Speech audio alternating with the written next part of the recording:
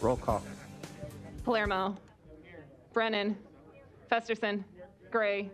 Harding. Melton. Mr. President. Here. Please stand for the Pledge of Allegiance and remain standing for opening remarks by Council Member Brinker Harding. Pledge allegiance to the flag of the United States of America and to the republic for which it stands, one nation, under God, indivisible, with liberty and justice for all. Good afternoon and welcome to today's City Council meeting. The mask I'm wearing has Mickey Mouse on it, in case you can't see in the back. And the reason I'm wearing it is 4 years ago when I was first running for City Council, my opponent was Dwight Peterson. And Dwight served the state of Nebraska as in the unicameral for many years, and then was on the learning community. And anyway, over the course of our campaign, we became buddies, and we even said, you know, whoever won, we'd invite the other to the inauguration. Which after I won, I invited Dwight. He took me up on it, and anyway, over the years, we just became friends. So Dwight passed away just about 2 weeks ago. And I went to the funeral, and his family, Dwight was a huge fan of Mickey Mouse. I think he even had a tattoo of Mickey Mouse and wore Mickey Mouse ties, and just a huge fan. And so his family, when they came in for the funeral, all had these masks on. And I said to Michaela, one of his daughters, I said, you know, that was really kind of a nice touch. If you have an extra one of those, I have opening comments at council next week. I'd like to say a few words about Dwight, and in his memory, I'll wear one of his Mickey Mouse masks. And Michaela said, I'll do you one better. She said, how many council members are there? And I said, there are 7 of us. So the county board this morning did a proclamation for Dwight, which is very respectful and honorable, but I think maybe one step better that I'm going to ask our council members if they would indulge me to, I got each a Mickey Mouse mask. So in honor of Senator Dwight Peterson, if you care, wear a Mickey Mouse mask for the meeting, and I'm sure Dwight would be very touched. Thank you.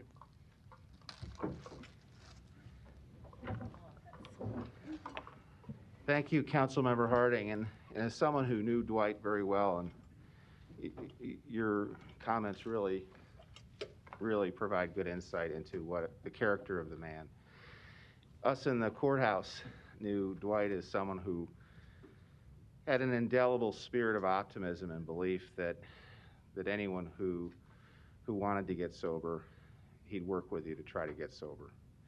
And he touched the lives in a positive way of countless people in Omaha. Not always as fast, I think, as some prosecutors would have hoped for, but he never gave up on anybody. So thank you, Councilmember Harding. Good afternoon, everyone. Welcome to this meeting of the Omaha City Council. We thank you for joining us as a courtesy to those in attendance and to facilitate the conduct of our business. We ask that you please silence or turn off all electronic devices. Madam Clerk. And real quick, an affidavit of publication is on file for the pre-council and city council meeting, and a current copy of the Open Meeting Act is posted in a white binder on the east wall of the legislative chambers. Without objection, I'm going to move item 13 to the end of the docket. So ordered.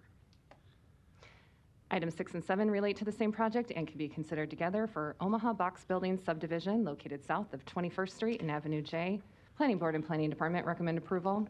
Item 6, a resolution to approve the final plat for Omaha Box Building subdivision.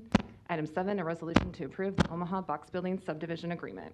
The public hearing on items 6 and 7 begins at this time. Are there any proponents? Thank you, Mr. President. Brent Beller, 1140 West Center Road, on behalf of the project applicant, Flat Rock Group LLC. This is a long time coming to get this project going. Great project, lots of new jobs, reuse of an old building down near the airport. 200,000 square feet. But with that, excited to get to this point and here for any questions. Thank you. Are there any other proponents? Are there any opponents? The public hearing is closed. Roll call. Palermo.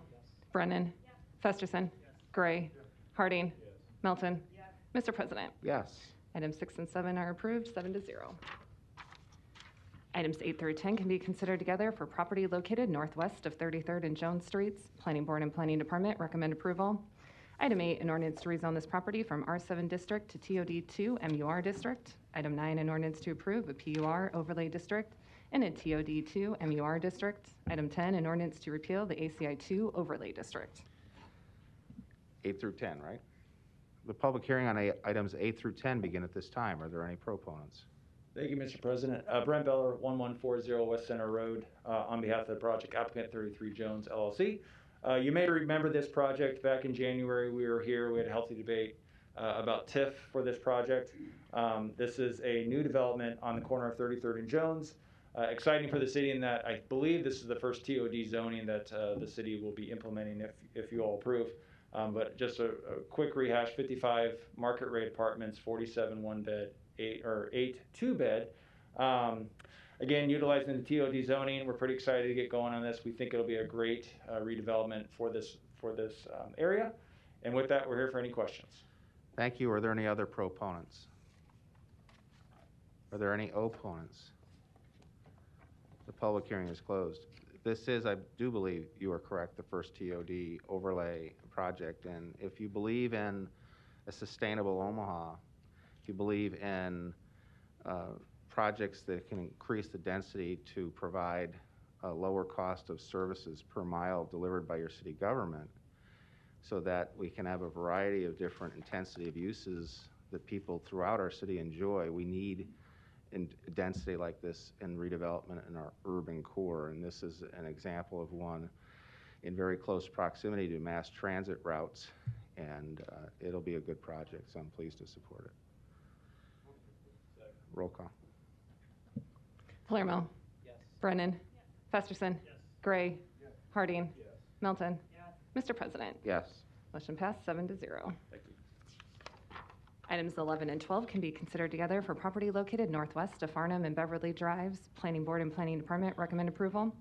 Item 11, an ordinance to rezone this property from CC District to TOD2 MX District. Item 12, an ordinance to rescind the ACI2 overlay district. The public hearing on items 11 and 12 begin at this time. Are there any proponents? Yes, Randy Kushak, 14710 West Dodge Road with Lamper Nearson, here on behalf of the applicant, OVO DEV LLC. Here to have and happy to answer any questions you may have about the project. Thank you. Are there any other proponents? I see you back there. You're going to be quiet today, I guess. There she is. Welcome, Julie. Hi, Julie Stavnik, J Development, 5205 California Street, and we're here to redevelop the project, and we're appreciative of all the work that we've been, the partnerships that we've had with the city in the past, and thank you. Thank you. Are there any other proponents? Are there any opponents? The public hearing is closed. Roll call. Palermo. Yes. Brennan. Festerson. Gray. Harding. Melton. Mr. President. Yes. Motion passed, 7-0. Item 14, a resolution to approve the 77th and Dodge Street tax increment financing redevelopment project plan for Phase 1, located south of 77th and Dodge Streets, and to the west of Rose Blumkin Drive, in an amount up to $2,013,355. The public hearing on item 14 begins at this time. Are there any proponents? Good afternoon, Bridget Hadley, City Planning.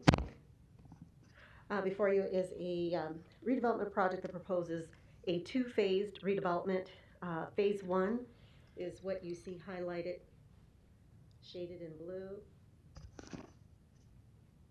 Here on the, I think you can see it.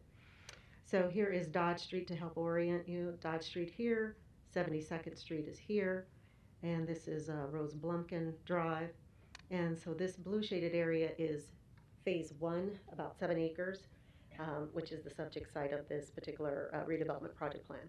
A potential, for phase one, what is proposed is site reconfiguration, which would involve some relocation of these outdoor storage units, as well as some new construction of commercial uses. A potential phase two, which would be in this particular area, would be for future housing.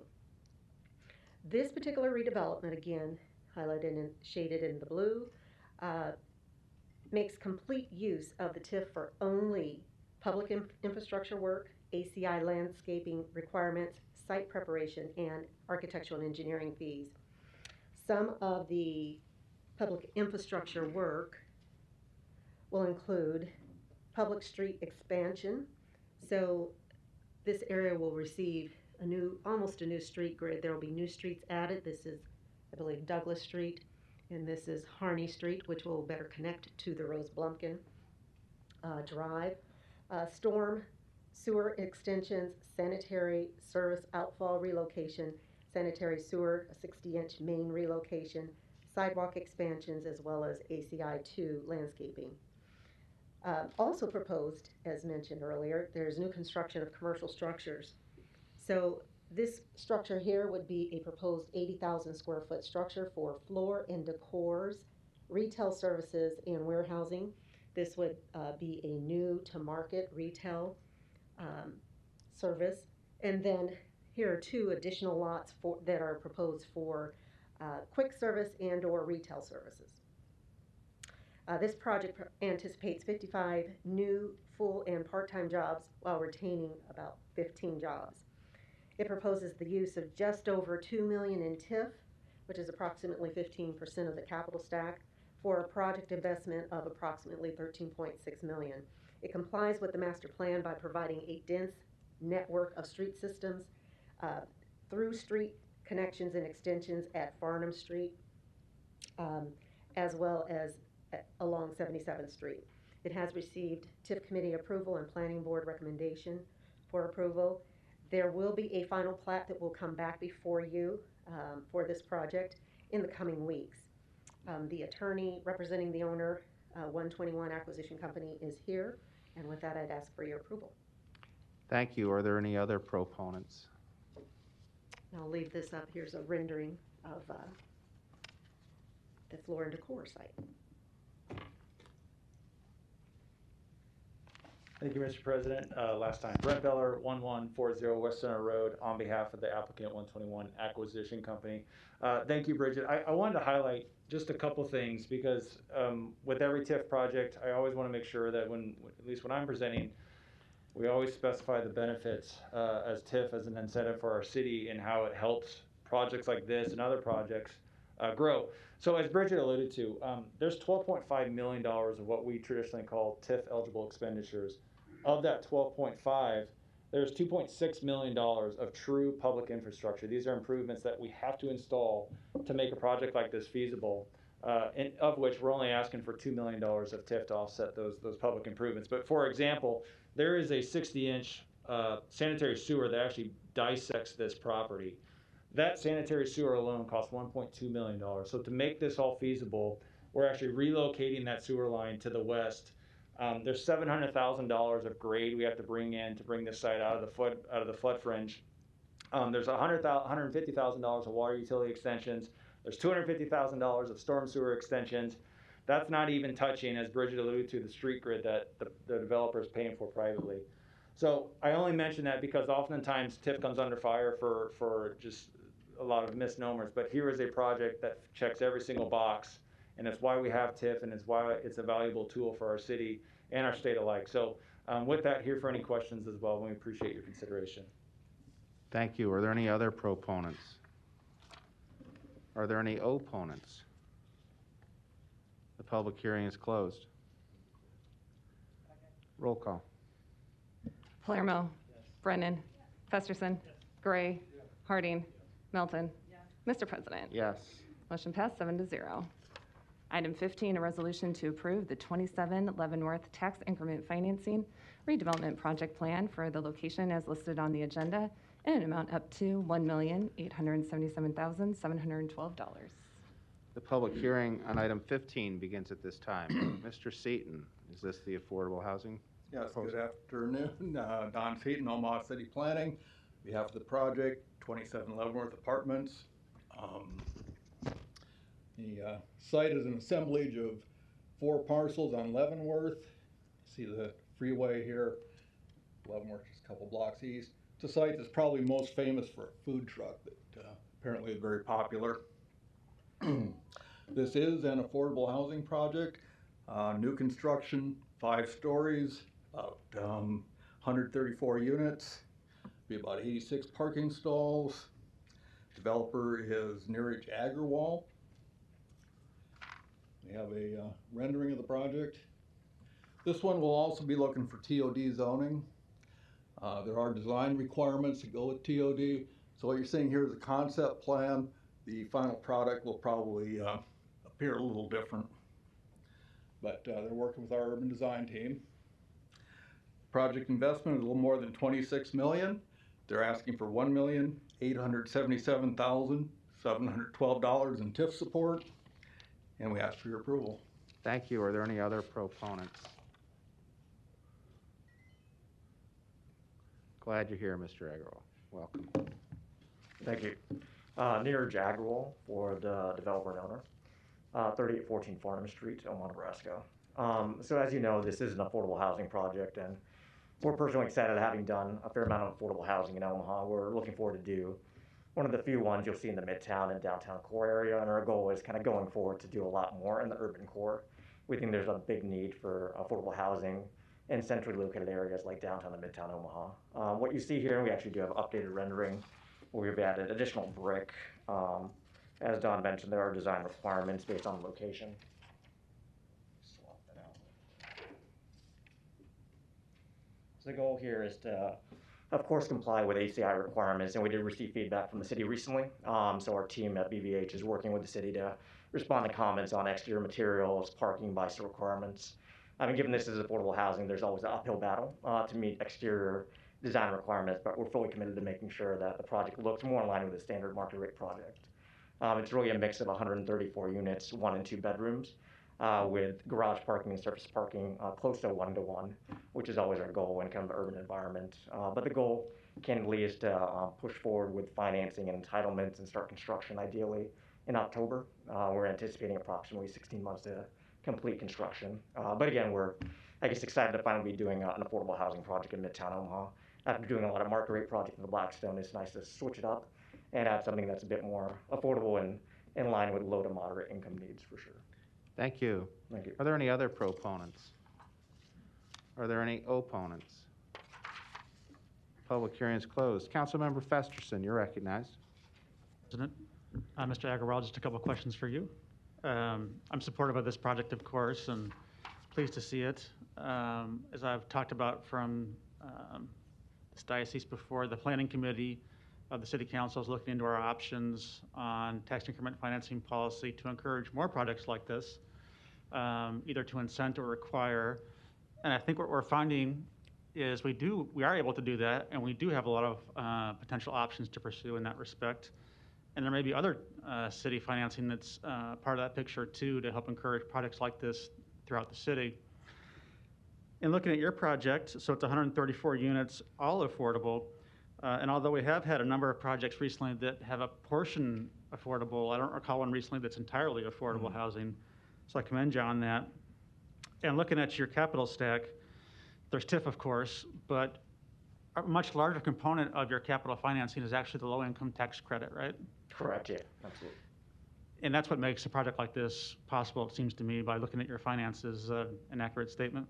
Yeah, absolutely. And I mean, that's one thing we're proud of. We're bringing in basically outside money, federal dollars, and out-of-state partners, typically from, East Coast and West Coast, investing in Nebraska. So I think that's a big plus for the city. And do you see that source as a viable source for future projects as well? Absolutely. I think, candidly, with recent changes in federal law, there was actually a beneficial change increasing the amount of tax credits we get for projects. So I think you'll be seeing a lot more affordable housing and a higher end affordable housing because it allows us to develop, affordable housing that looks more market rate and aesthetic. Mm-hmm. And what you're charging, it appears to me, does meet the HUD guidelines. In fact, it probably has to, based on that program, which I think is about $750 a month per single and $950 for double. Is Correct. that right? Yeah.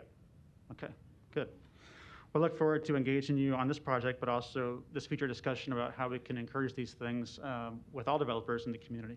Absolutely. Appreciate it. Thank you. Thank you, Councilmember Festerson. Councilmember Harding, you're recognized. Thank you, Mr. President. Thank you to, my comments or questions are similar to Mr. Festerson's. Because we've had this discussion at their planning committee level and talk about the difficulty really in kind of putting these together. So if you could maybe just take a little deeper dive into maybe the difficulty or the hurdles involved with putting some of those capital stack components together to get a project to this point. Absolutely. Yeah, I think really the difficulty we've seen over the last 5 or so years where we've done a couple hundred units of affordable housing is always kind of those gap financing mechanisms. So I think TIF is a good one. TIF, when we're able to couple with PACE, works very well. But I think it's really, looking to see kind of what can we do at a city level and a state level to add more potentially, state credits or city credits that can fill in that gap. And candidly, like Spark, CDFIs like that are helping. Even a $500,000 kind of short-term grant or low-interest loan is helpful. Anything that really adds to the capital stack so we can invest more in the design and result in something that looks more like a market rate project rather than something that clearly screams LIHTC or affordable housing. So really any kind of small grants or short-term loans are always helpful. So I think that's something we're hoping to kind of work with kind of stakeholders in the community to see if we can start filling in those gaps in the future. And can you talk about maybe some of the timing constraints as those funds may or may not be available? Yeah, absolutely. So with a LIHTC project like this, there's so many items in the capital stack, it's always tricky to kind of line them up perfectly. So for us, it's making sure, we have the TIF approval and the PACE approval done in a timely manner, but also the taxes and bond financing, the federal low-income housing tax credits. Really those are, anywhere from 6 to 12 months to set up. And then when we have things like, construction pricing increasing, it requires us to be vigilant with cost as well. But it's basically really a juggling act with us. But really the bond financing is probably the main one that takes a long time, as well as the tax credit financing to put together. Okay, thank you for explaining that, and I think that's one of the challenges, at least that we found at the planning committee, is knowing the difficulty in putting all those components together. If there's a way that we can kind of find, whether it's through incentives or maybe timing or ease of access to some of those funds or capital opportunities, is something that we're going to have to work for. We're going to have to continue to work on so that we can have more projects like this, because we certainly do have a shortage of affordable housing in Omaha, and we need to find an impactful way to make a dent in that. So thank you for this project. No, absolutely, appreciate it. Thank you. Thank you, Councilmember Harding. Councilmember Gray, you're recognized. Thank you, Mr. President. Neeraj, sometimes I think you make this look easier than it really is. The project that we did on 30th and Fort, the nightmares that we had before we got that going, the one near 60th and Sorensen, I don't know if you guys were going to have a heart attack before we got that thing done. But I want to thank you, first of all, for being forward-thinking enough to recognize the need for affordable housing, and more than recognize it, to do something about it. And you've certainly done a wonderful job in District 2 with some of the projects that you've done, hoping that you'll do some more. But, I want to thank you for it. But the other thing, as Councilmember Harding he wanted you to lay that out for you and lay it out for you, the difficulties that we face. And they're certainly there. But for our listening audience, you made it sound a little easier than it is. It takes a huge effort to get these kinds of things done. But what you've done and the questions that Councilmember Festerson and Councilmember Harding asked you were important questions for us to consider as we move forward in terms of addressing affordable housing the way we really need to. We really need to be intentional about it, and we really need to provide the tools necessary to make it happen. So for this project and all the others that you've done in Omaha, and hopefully you'll do some more in District 2, thank you, my brother. Appreciate it. Absolutely, appreciate it. Thank you. Thank you, Councilmember Gray. I would just add that this is a project that has been years in the making, literally years in the making. And it's not by happenstance that the person standing before us as the leader of the project team is seeing this to fruition, because there are many others of faint of heart that would have walked away from this project. But there's some other people who have had important steps in looking at the city's policies and changing attitudes in terms of what can we do to address practical solutions to removing unnecessary and overly regulative city policies. And this council, a number of years ago, passed unanimously a resolution asking the planning department, who took the project on with open arms and said, we will look at the future land use map. We will look at these things. And he's sitting in the back of the room back there, but Mr. Dave Fanslaw, our planning director, has open arms to the idea that we can and should be doing more to address the affordable housing need. That site that had prohibitive parking requirements that would have killed this project and prevented it from coming to fruition. And are there any opponents? The public hearing is closed. Roll call. Palermo. Brennan. Festerson. Gray. Harding. Melton. Mr. President. Yes. Motion passed 7-0. Item 20, to consider a Class I liquor license application for Tasty Pizza located at 1418 South 60th Street. A's Communications and Support. The public hearing on item 20 begins at this time. We have Mr. Daly registered for the applicant. Mr. Daly, you're recognized. Hi there. I'm Bob Daly. I'm the attorney for the restaurant owner. This is Mary Joseph right here. My address is 1601 Dodge Street, and Mary Joseph is, what's your address, Mary? 1418 South 60th Street. Thank you, Mary. You're not having enough fun with the original one on Leavenworth. You just want to have two now, right? Twice the fun? We needed a little competition, so anyway. We have a pizza restaurant, and I would like to apply for a liquor license. We want to sell beer and wine only. And there's two other restaurants next to me. They both have liquor licenses. And that's about it. I don't know what other information you need. Well, we'll let you know if we need any. Thank you. Are there any other proponents? Are there any opponents? The public hearing is closed. Second, and I would just note, I did get one email of concern from a neighbor, but if you understand this business operation and what the intended use and sale is for what she's doing, I don't believe those concerns are well sounded, and I'm pleased to support this if there's a motion. Roll call. Yep. Palermo. Yes. Brennan. Festerson. Gray. Harding. Melton. Mr. President. Yes. Motion passed 7-0. Items 21 and 22 can be considered together for liquor license addition applications. First Watch Center, located at 2865 South 168th Street, to add an outdoor area approximately 28 feet by 9 feet. And First Watch Maple, located at 3605 North 147th Street, Suite 108, to add an outdoor area approximately 48 feet by 10 feet. A's communication from the Planning Department regarding permits for the outdoor areas. The public hearing on item 21 and 22 begin at this time. Are there any proponents? Dan Cavan, 17547 Patrick Ave, here if you have any questions. Thank you. Are there any other proponents? Are there any opponents? Public hearing is closed. Councilmember Brennan, you're recognized. First Watch is one of my favorite places to go for breakfast. My kids and I go there on a regular basis, and so good luck to you. Thank you. Yeah. We have a motion, a second. Roll call. Palermo. Yes. Brennan. Festerson. Yes. Gray. Yes. Harding. Yes. Melton. Yes. Mr. President. Yes. Motion passed 7-0.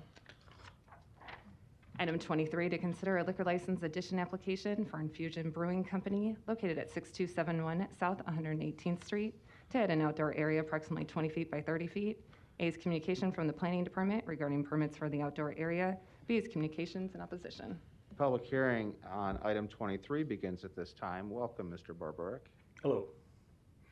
William Biburek, 7905 South 45th Avenue, here as the owner of Infusion Brewing Company. Thank you. Are there any other proponents? Are there any opponents? The public hearing is closed. Roll call. Palermo. Yes. Brennan. Yes. Festerson. Yes. Gray. Harding. Melton. Yes. Mr. President. Yes. Motion passed 7-0. Thank you. Consent agenda. Any member of the City Council may cause any item placed on the consent agenda to be removed. Items removed from the consent agenda shall be taken up by the City Council immediately following the consent agenda in the order in which they were removed, unless otherwise provided by the City Council Rules of Order. Are there any removed? No. The public hearing on items 24 through 31 were held on March 16, 2021. Roll call. Palermo. Yes. Brennan. Yes. Festerson. Yes. Gray. Yes. Harding. Yes. Melton. Yes. Mr. President. Yes. Motion passed 7-0. Any resolutions removed? No. The public hearings on agenda items 32 through 58 are today. If you wish to address the City Council regarding these items, please come to the microphone, indicate the agenda item number you wish to address, identify yourself by your name, address, who you represent, and if you are a proponent or opponent.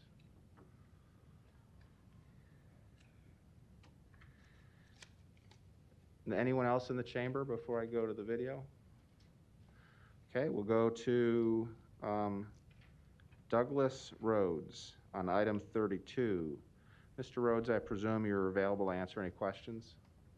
Yes. Doug Rhodes, 8654 Westers Drive, managing partner for Longhorn Steakhouse. Thank you.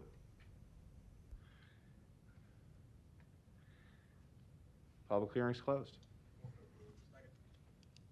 Roll call. Palermo. Yes. Brennan. Festerson. Yes. Gray. Yes. Harding. Yes. Melton. Yes. Mr. President. Yes. Motion passed 7-0.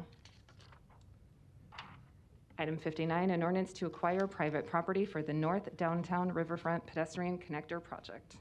The public hearing on item 59 begins at this time. Are there any proponents? Are there any opponents? The public hearing is closed. Item 60, an ordinance authorizing the issuance of a purchase order to 3M Company for supplies to be utilized by the Traffic Division. The public hearing on item 60 begins at this time. Are there any proponents? Are there any opponents? The public hearing is closed. Item 61, an ordinance establishing the South Omaha Business Improvement District. The public hearing on item 61 begins at this time. Are there any proponents? Come on down.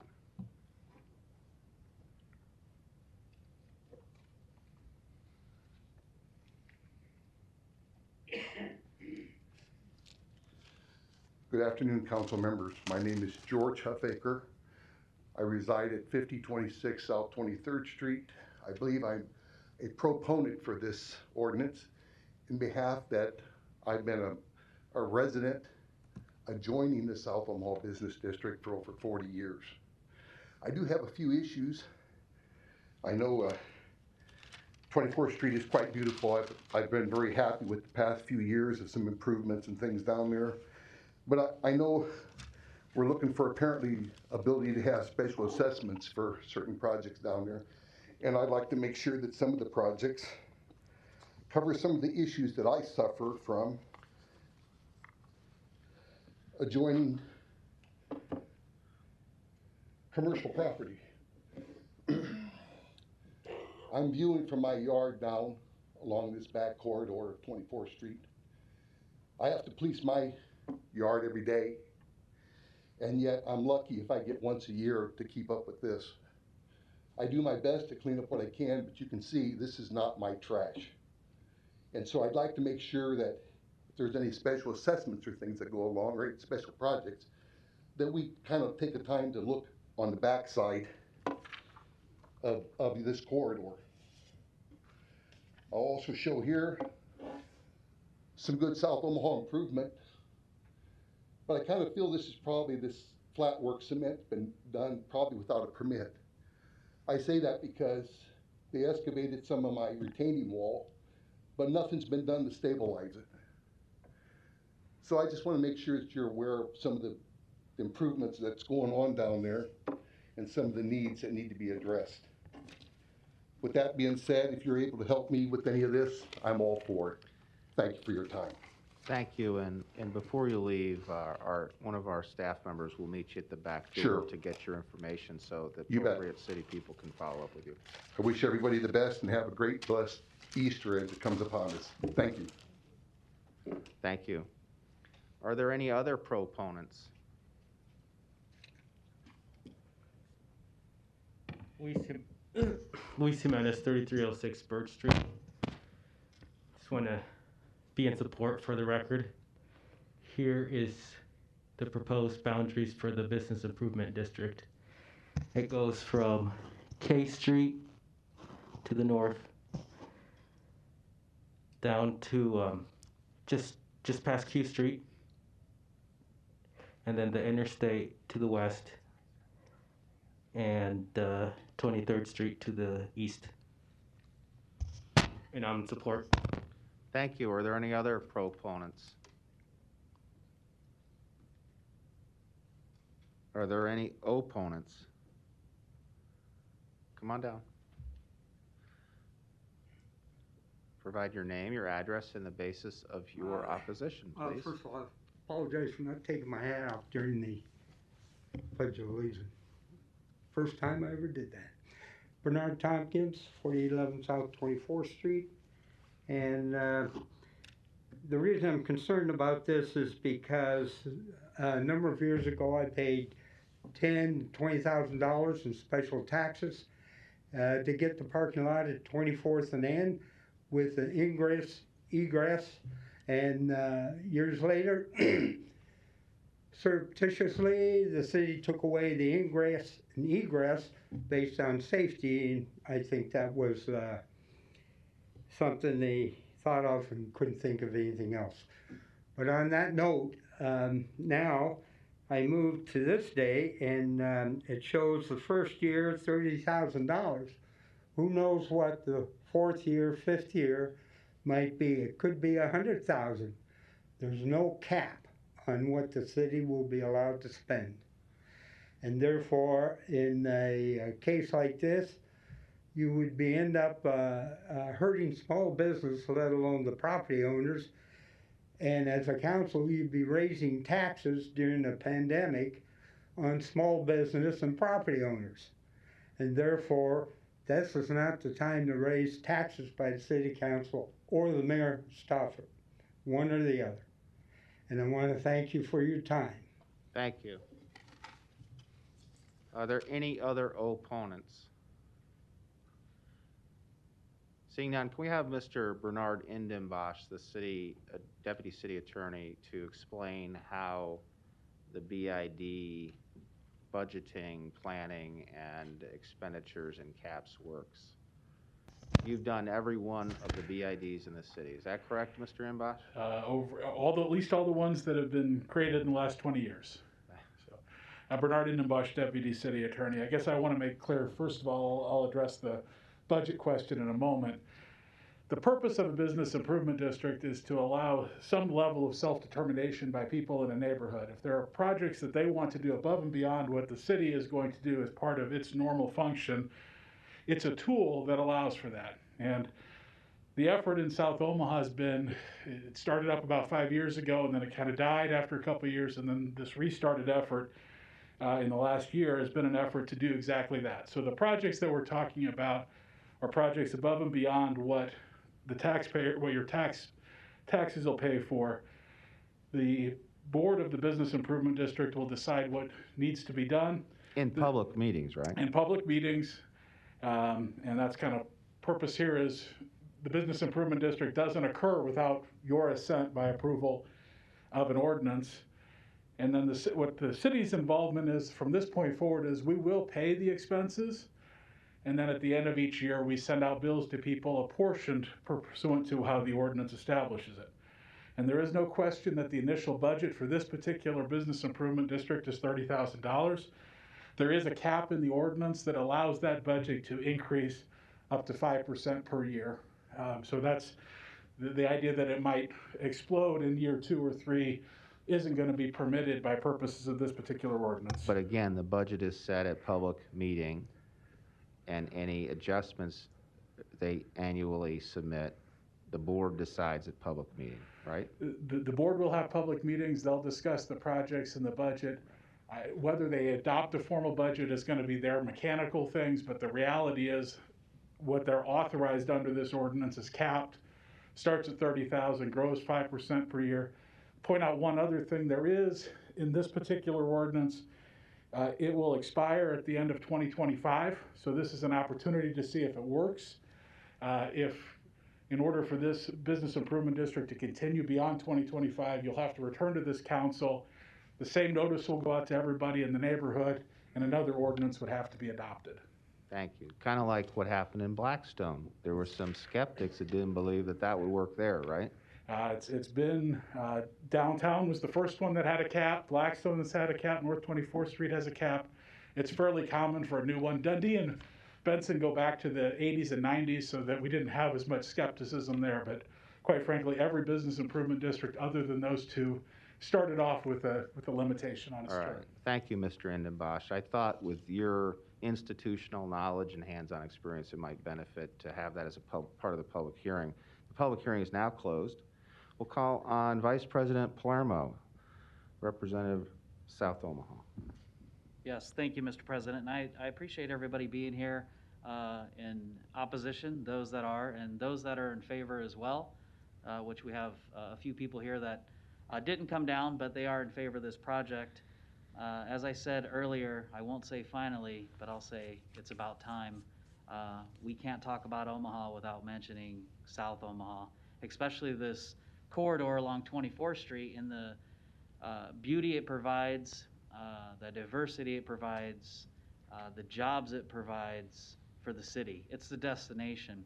And the city does so much, but after time, there becomes competition, and competition brings added expenses. And so for this BID, and I do appreciate the fact that there was mention of what would be spent, and of course that's up to, and of course there's a board that's established, and they don't have to spend this much money. They can determine that they're only going to spend a few $1,000s the first year. But keep in mind this money will be for extra maintenance, some improvements that may be needed, landscaping, beautification. Obviously we have many planters along 24th Street that have got a facelift recently with money that's put back into the tiles. We know there's been a lot of volunteers, even a group that came in and planted quite a few plants along there, and without that watering system, they're just not going to make it with where we are, obviously. There's street cleaning, there's signage. There's a group behind this latest push for the BID that has actually seen this to the finish line. I will have to be honest, when I was elected, I was quite astonished that there wasn't a BID in South Omaha, with the way my colleagues talked so much about their BIDs and how much it brought to the districts that they represent. So there is a little competition between us up here, and now I'm in that race. We have a BID. We need this BID. So now I'm part of the competition, Mr. President, and those that also have BIDs. So I want to put a special thanks out to Ross Pesic, who has texted and emailed me quite a few times today, and I said he would not need to be here. This is the public hearing. We won't vote on this today, but we will. So there'll be time to talk to anybody that has any other questions. Either city staff can reach out to you, Ross, somebody from the BID, myself, whatever it is to get you the information you need. And I just want to say, I've been a part, this is the second push now for a BID. The first one had stalled. It was some other projects that were going on, and opposition showed up, and we decided to table it for a little bit. But there was a push because there are people in the community, especially in South Omaha, who know how much a project like this brings. So I want to thank those who have seen this through. I'm happy with where we're at. And again, this is the public hearing for the BID. So thank you. Thank you, Vice President Palermo. Councilmember Festerson, you're recognized. Thanks, Mr. President. I would just commend Councilman Palermo for bringing this project to us. As he has indicated, it's been a long time coming. And with all business improvement districts, really the hard part is all the consensus building you got to do to get to this point, both in terms of a budget and program of work and also a program of assessment and having property owners agree on those things. And this is quite an expansive area, as you saw by the map that was showed to us there. And so lots of different property owners, and to have so few questions here today indicates to me they've done a good job of reaching out and having those conversations with property owners and folks in the neighborhood. So I look forward to supporting this next time. As he indicated, we've seen great success with BIDs throughout the city in various different areas. I go back to the mayor's office in the early 2000s when we steered over $2 million of community development block grant money into 24th and Nell Street to do these original improvements. And the same thing in North Omaha, North 24th Street at 24th and Lake for $2 million. And so now to see both of them have a business improvement district, I think is great progress. And was always the thought at the time in terms of maintaining these infrastructure improvements and helping these neighborhoods revitalize and become all they can be. So I look forward to supporting this 2 weeks from now. Thank you. Thank you. Next item. Item 62, an ordinance to amend 2 sections of Chapter 46 of the Omaha Municipal Code to track life safety services. The public hearing on item 62 begins at this time. Are there any proponents? Are there any opponents? Public hearing is closed. Before we begin did you want to speak, Mr. Festerson, on item 62? Okay, his light was just on. Before we begin the public hearing on item 63, it's my understanding there's going to be a motion to place on file that is likely to pass, but since we've advertised the public hearing, if anyone did come to the meeting wishing to still speak on that item, now knowing it's going to go away, you still have the right to testify if you wish. We also have one person registered to speak by video. So is there anyone in the chamber wishing to speak on this item? 63. Okay, we'll open up the public hearing. Mr. Wren, welcome. Good day. I am for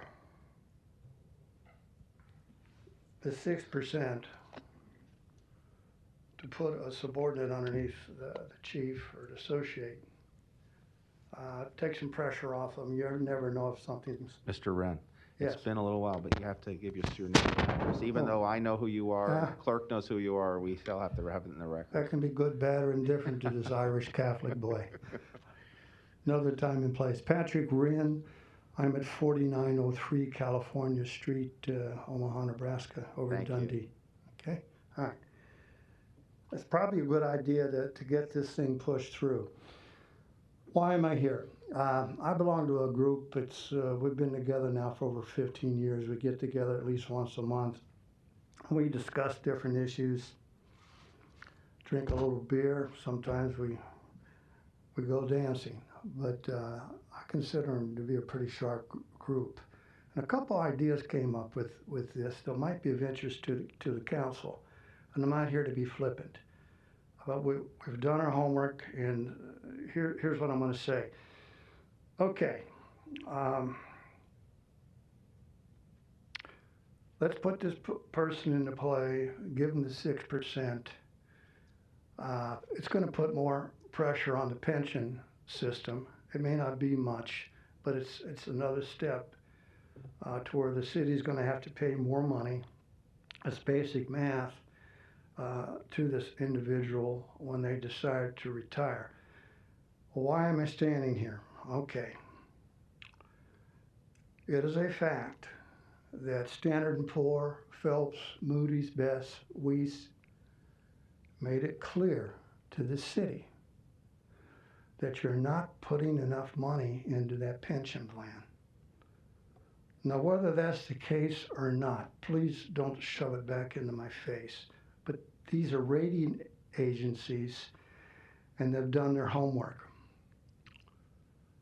Why don't we consider doing the following? I believe the money is there that can be put into that pension plan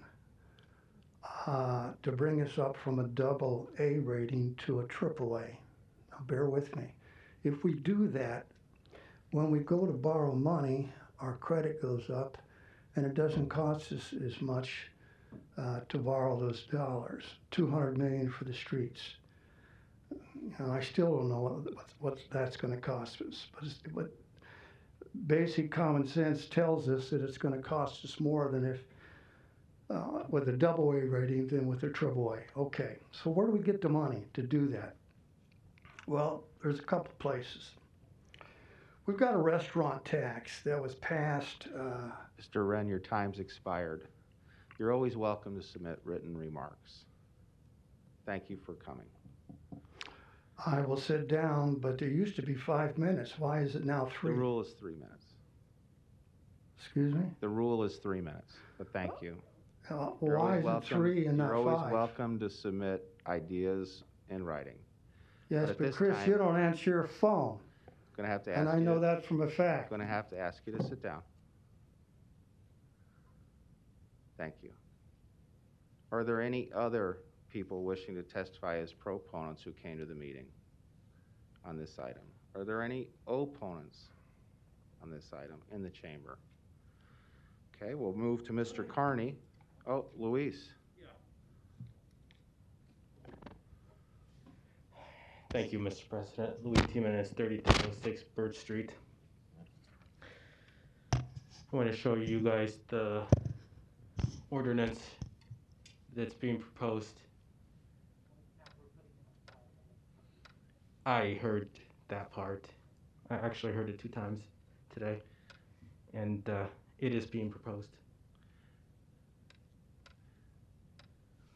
It says here that aside from the money being assigned to the person who gets the designation, or the deputy that gets the designation as executive deputy chief of police, which I think that if you're going to pass this, you should pass it without the 6% raise for the individual. That says here, it's going, the person designated as executive deputy chief of police shall perform the administrative and supervisory duties determined by the chief and shall act as the chief of police when the chief is unavailable. It's not clear what those duties are. It's going to be determined by one individual. So my point is that yet again we have another public official who's going to be less accountable to the people of Omaha, and that's concerning to me. Thank you. Are there any other opponents? Okay, we'll now go to the individual who's registered to testify by video, Mr. Carney. Hello, my name is David Carney, 5813 Lafayette. Apologies for my camera being out of commission right now. I'm speaking against item 63 that creates a new executive deputy chief position with a 6% bump in pay to someone who already makes over $150,000 a year. I understand that the council can't answer questions, but I'd like to ask a few, and hopefully the council will answer them afterwards. I appreciate the council taking my questions and concerns seriously when I spoke on the police training platform earlier this year. I'd like to know who exactly does this help? What concrete problems are there that this solves? It's my understanding that the city budget is a zero-sum game. Money that's spent on this won't be able to go towards mental health programs, addressing poverty, access to food, healthcare, education, all things that are the root cause of crime. It seems like the city prioritizes response to crime over prevention. According to OPD's own crime data from annual and quarterly reports, confirmed with the data reported to the FBI the past few years have had the highest violent crime rate that we've had in the last 13 years. It also can't go without being mentioned that members of this council are campaigning right now on their dedication to public safety. And I really don't understand how you can say that when we look at the data. Last year, we had more homicides than Baltimore, a city that traditionally has 2.5 times as many homicides as us. We hear a lot about transparency from OPD in the city, but where is it? Would this new position increase transparency and accountability? Like, these are my priorities. Chief Schmaderer said a few months ago in regards to the slaying of Kenneth Jones, the body camera footage will be released for sure, and I support its release. Where is it? The grand jury was dismissed on Friday, and we're now on the 5th day since. It's up to the discretion of OPD to release body cam footage at all times, and they choose not to do so in nearly every case. In the report talking about the first few weeks of protests this summer, OPD wrote that only 2 injuries were documented by OPD. This calls into question the requirement to report use of force. One man was permanently blinded by a pepper ball with no warning, and even though he was back behind the police line. In the video of that, an OPD officer walked up to him. Another man had flashbangs explode right next to his head after he stepped in front of some teenage girls being pepperballed on their bare legs. He suffered serious injury, including painful loss of hearing, sound sensitivity, and PTSD. OPD is definitely aware of this because they denied KMTV's request for the footage of the incidents. I'm asking you to vote no on this until the police department takes very real and concrete steps towards transparency, which to my understanding comes down to decisions by the chief and the acting chief, since it's not codified in any law or policy. And I would challenge members of this council to please look into the data and actually work towards increasing public safety, because what we're doing isn't working. Thank you. Thank you. The public hearing is closed. Councilmember Gray, you're recognized. Thank you, Mr. President. I know we don't engage often in answering questions and so forth, but there's one item that came up, and my concern about it is because there have been a couple of other people that have asked about it as well. In the case of Mr. Jones, the grand jury has reached a decision, but as we found out in our public safety committee meeting this morning, the chief doesn't have the authority to do that. That comes from the grand jury. And the grand jury intends to release the tape, but they also intend to release all of the transcripts that go along with that. So I just wanted people to know that piece of the transparency is going to occur. But in this particular instance, once it reaches the grand jury, it no longer becomes the property per se of the police department. It becomes the property of the grand jury, and the grand jury will release with the transcripts from the hearings as well. Thank you, Mr. President. Thank you.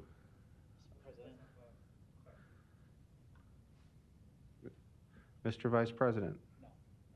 Nothing? We have a motion, a second, but before we do, I would just say I'm glad to see the motion to place on file this proposal. As the chairperson of the City Council's Human Resources Committee, this was something that didn't even come to our committee. Wasn't vetted by wasn't proposed to the committee, wasn't vetted by the committee. There was no studies that I was aware of performed by anyone regarding this position, why it was needed, the justifications, the costs, you name it. I don't believe it went to the personnel board. I may be wrong on that, but I don't believe it did. So I think that as a matter of, as policy,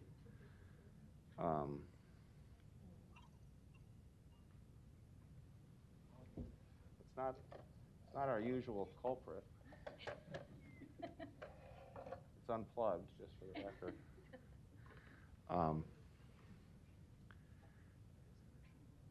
There we go. Thank you. And as a matter of policy, when you're going to branch out and have these new positions created, it's to me imprudent to go about it the way that this was presented. But I'm glad that common sense has prevailed and that this will be placed on file.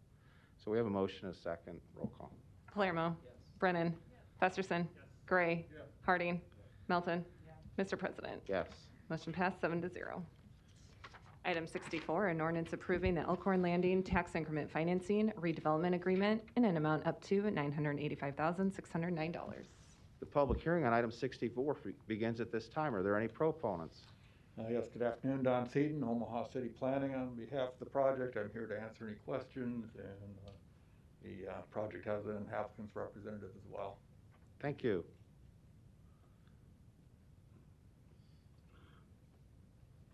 Afternoon, Michael Sands, 1700 Fordham Street, on behalf of the developer, Elkhorn Landing LLC. Happy to answer any questions. Thank you. Are there any Thank other you. proponents? Are there any opponents? The public hearing is closed. Item 13, an ordinance to rezone the property located southeast of 178th and Pacific Streets from R4 District to R6 District. Planning Board recommends approval of rezoning to R6. Planning Department recommends approval of rezoning to R7. C is communications and opposition. The public hearing on item 13 begins at this time. Before we begin with proponents, I will remind people we had a sign-in sheet system utilized today. If you came to the council wishing to speak on this agenda item and you have not signed in, there is still time for you to do so outside the door that you came in to the chamber through. So please go out and fill out one of these sheets, and the member of the clerk's staff will bring that form to me and I will call on you. If this is your first time to the city council, we'll just provide you a little insight. The rules of the council allow each speaker 3 minutes to provide their testimony. The applicant is entitled to 20 minutes. So if you are a proponent or opponent and you are individually speaking on behalf of yourself or client, you get 3 minutes in which to do so. If anyone has written remarks that you'd like to extend or expound upon, or in any way expand what your verbal comments are, we always welcome those as a part of the record. You just hand those to the city clerk, or you can email them. We'll begin the public hearing at this time with proponents. Mr. Boozer. Good afternoon, Mr. President, council members. Jim Boozer, 10250 Regency Circle, Suite 300. Here on behalf of the applicant, I also have here with me today Jeff Lake and Eric Booth of Summit Development. And Jeff is going to say a few words, some details of the actual project. I'll make a little introduction here. So for purposes of reference as to where we're talking about, this is the intersection of 180th and Pacific Street. The project site is located just south of Pacific. You'll hear that there's a daycare facility, which is right here. There's a senior care facility, a memory care facility here. This is a combination of both some light office and some retail, including the Good Life Bar, which I think a lot of people here might be familiar with, see it advertised on the TV a lot. This is an Elkhorn Public School site, and you're going to hear a lot of discussion about the school site. The area to the south of Poppleton is generally the single-family residential. You'll also hear from them today, as well as the villas component, which is a smaller development just to the east of our site. The site itself is 4.35 acres, and it's situated on 2 lots. There will be a total of 96 apartment units with a clubhouse that will be part of the project. In our rezoning request, we made an application for R7 zoning, which is medium density multifamily with an MCC overlay, which stands for Major Commercial Corridor, from the existing R4 zoning. As reflected in the staff report, the property is within an area designated, or is just outside of an area designated as a 30-acre neighborhood mixed-use center, and that is where you'll find at this corner, that's where your office and retail components are within that 30 acres. There is allowed in the land use element of the master plan up to 350 multifamily units immediately adjacent to these neighborhood mixed-use centers. We have 96 units. There are presently no other multifamily units within that 350 maximum. At the planning board hearing, we had much discussion about the density of our project and concerns from the neighbors, some concerns about the density. The 96 units actually fits within the R6 zoning, which is considered low-density multifamily, up to 20 units per acre, and with some modifications to our site plan to comply with site regulators, we are able to conform to the R6 zoning, and we agreed, and the planning board supported the R6 zoning 7-0 at the planning board hearing. So again, that I think helps provide some assurances to the neighbors as to the density, and this is considered low density multifamily. The developer, just from a background perspective, and you're going to hear from a number of people today, we had a number of Zoom meetings with the neighborhood, both the homeowner association representing the entire area and the Villas Association, several Zoom calls, and I think some really good interaction. I don't think communications are at all the question in the project. I think everybody's been pretty open about the project and sharing information. We also have met with the daycare facility, the memory care facility, both of which are supportive of what we're doing. Mr. Lake will detail some of the conversations further, but he also had a discussion with Ryan Lindquist of Elkhorn Public Schools, and they are not either an opponent or supportive of the project. That's typically not the school district's modus operandi to either support or deny a project. Now, at the end of this, I just asked that direct mailers reached their board, started conversations with them. I believe we had before planning board, 3 Zoom meetings with the Villa Association and 2 with the Spring Ridge Association. As Jim Boozer mentioned, we spoke to the Elkhorn School District, generated some of their questions, concerns. They talked through what their circulation's like, acknowledged that there's traffic congestion there a couple times a day.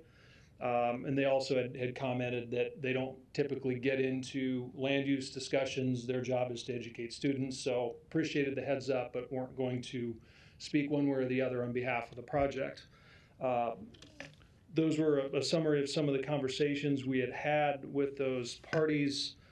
In hearing some of the concerns, I've got a site plan. It'll automatic focus. It will automatically zoom. I need to help it. There we go. Okay, so I wanted to address a couple of items that had come up here, and I use colors here to maybe help a little bit. The yellow highlights is an access easement that was denoted on a plat that occurred in conjunction with the daycare facility. The green is an access easement shared with the memory care site. Both of those were referenced on the plattings as recorded separate instruments. The green site was in fact recorded against the property, and there was easement rights granted and worked through the details. Unfortunately, the yellow with the daycare site did not. So we do not have direct access rights via the land to do that. In conversations with the daycare, their primary concern with this project was impervious coverage. So when they developed their site, they had a zoning issue. Their avenue to do that was to increase the area of the site.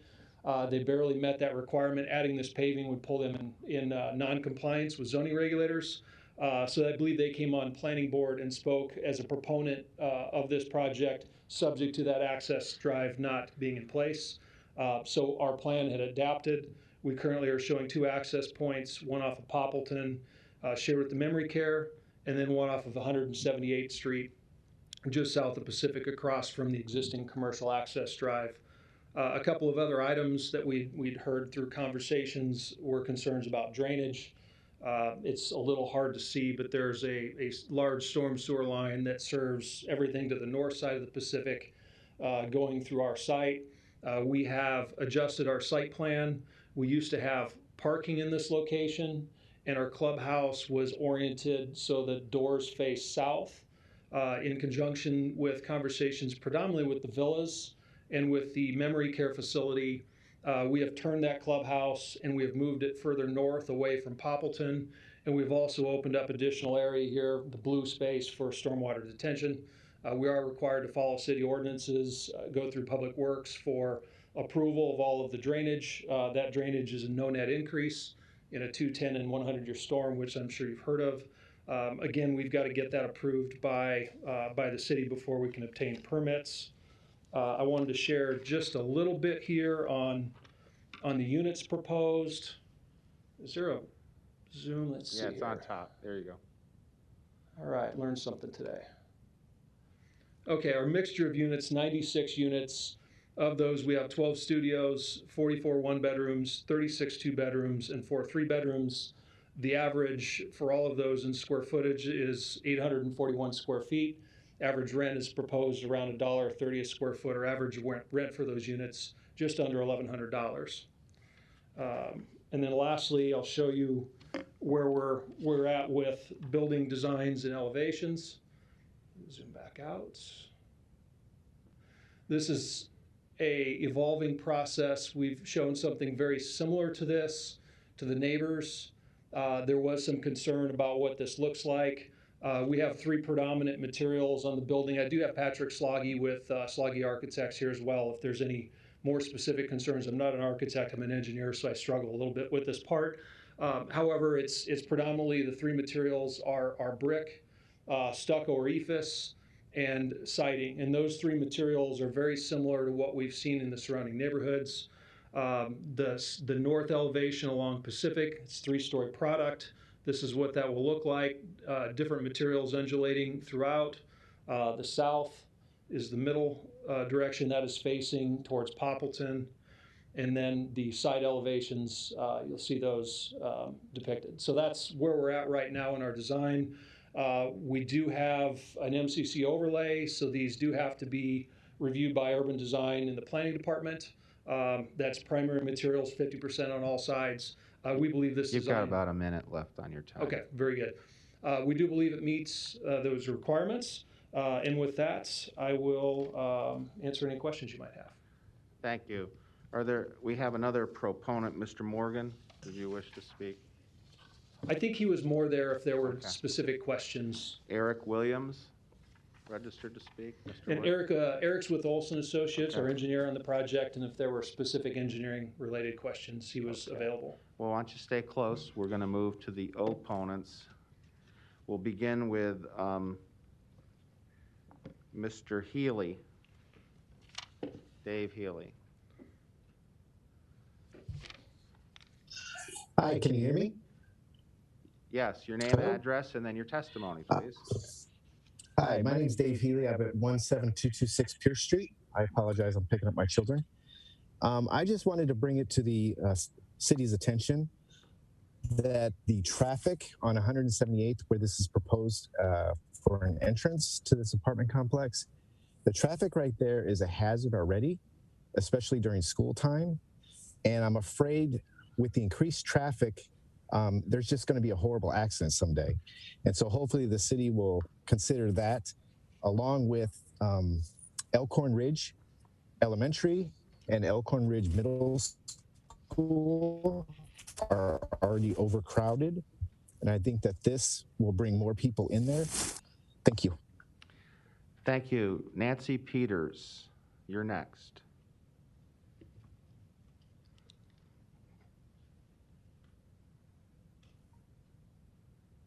Hello, thank you. My name is Nancy Peters. I live at 1420 South 177th Street in Spring Ridge. I'm also an attorney, but I'm here in my personal capacity. The determination to approve the R6 zoning was an error and not in conformance with the city's master plan. I mean, one of the initial questions we have to ask ourselves today is, what is the standard of review? Presumably, we're not here just to rubber stamp the planning board. We need to give close review to Nebraska law and the city's master plan. Apartments have been rejected in Spring Ridge multiple times previously. Originally, over 20 years ago, the city council rejected the planning department's approval of apartments. Then again, in 2011, the Nottle companies attempted to put apartments at the same location currently under discussion. That proposal did not make it out of the planning department. So why is now the appropriate time, where the area is already overbuilt for its infrastructure, when the streets can't handle the traffic, when the drainage system cannot keep up with the current runoff and is in deterioration, when the school system by its own announcement is overcrowded? Why is the not time now to shoehorn an apartment complex into a barely large enough space? And if we look at the master plan, R6 is low density residential, which is defined as intended to be utilized primarily for the construction of single family detached houses, duplexes, townhomes, and other forms of low density residential. In contrast, the high density mixed use areas, which this is not, are defined to be multifamily residential uses. The city's master plan is based on Nebraska Statute 14403, which said considerations are to include lessen congestion on the streets, to prevent overcrowding of land, to secure safety from flood, and to facilitate the adequate provision of transportation, water, sewerage, schools, parks, and other public requirements, giving consideration to the character of the district. As you listen to the homeowners today, please bear in mind those considerations that are set forth in the Nebraska statute. You will find that none of these considerations are consistent with this apartment project. In Davis versus City of Omaha, the Nebraska Supreme Court determined that a zoning provision approved by the City Council was void, where it allowed for rezoning to permit a large apartment complex in a residential area. As in this case, the court noted increased traffic, congestion. There was testimony that there were areas appropriately zoned nearby where the apartment could have been constructed, and the character of the district was inconsistent with an apartment complex. All of those factors are applicable here. I do want to make one note on the traffic. You will hear about it, but the truly frustrating aspect of this problem is that no one will take responsibility for it. For the school, the Elkhorn School District said they were aware of the traffic problems, but it was not their responsibility. Thank you. Mr.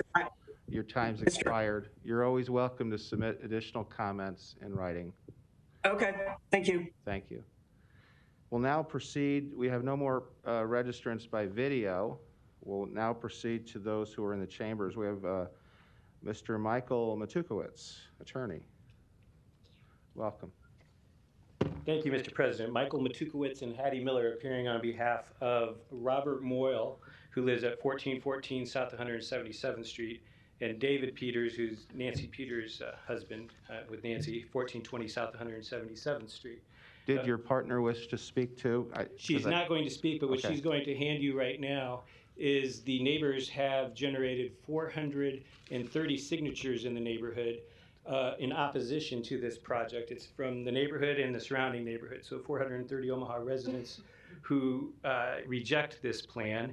And a picture is worth 1,000 words. What Nancy said is right on, and it is noteworthy that this is zoned R4 currently. And if you look at the master plan for future use, here in the purple box where the arrow is, it's zoned for future use of R4 as well. Now, there's much reference to the master plan and that it complies with it. However, if you look at the concept element vision in the master plan, it says that Omaha's urban form must be carefully designed to eliminate land use conflicts, reduce traffic congestion, encourage pedestrian movement, and incorporate open space. The concept element also talks about avoiding changes in land that would generate traffic in excess of the design capacity. And the urban development section of the master plan talks about the same things. We need to have well-maintained capacity and infrastructure. Here, it's just not the time for this project. Now, this is a video taken before the planning department meeting. This is 177th Street, where Nancy and Dave Peters live and where Mr. Moyle lives. This is an average morning, again, at 8:09 a.m. on a school morning. I'm going to advance this to about 30 seconds. We see some cars jumping the line, and in fact, they just stop cold here and block the entire street. And just to show this isn't an aberration, a video taken on the very next day shows the same thing. Excuse me.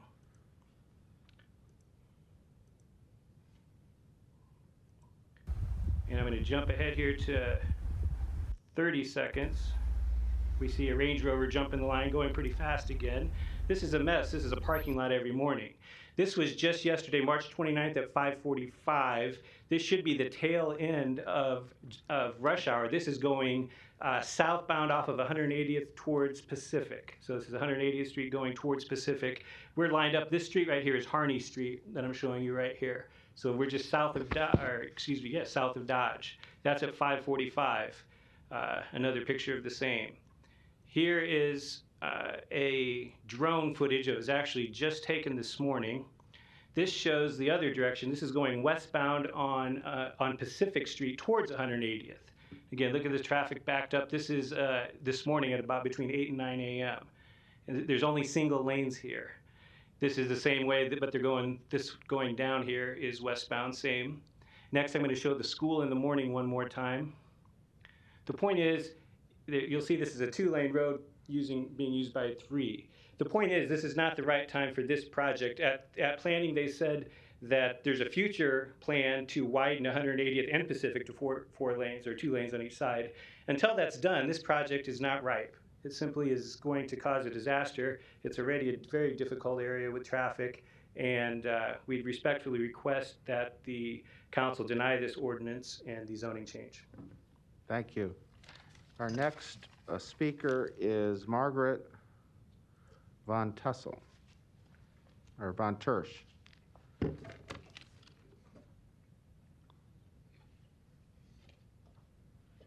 Thank you. It is Margaret Von Tersch. I live at 1442 South 177th Avenue. I am right on the corner. Hold on, we're stop the clock and we'll start it over. We have to adjust the deal. Okay. Okay. All right. I live at 1442 South 177th Avenue. I'm right on the corner of the elementary school, so I'm kind of in that cross. So there is a ton of traffic. There always has been a ton of traffic. Even during the day, there's just as much traffic as there is during the time frame. But I just want to let you know that in the zip code of 16830, we have 222 vacant apartments right now.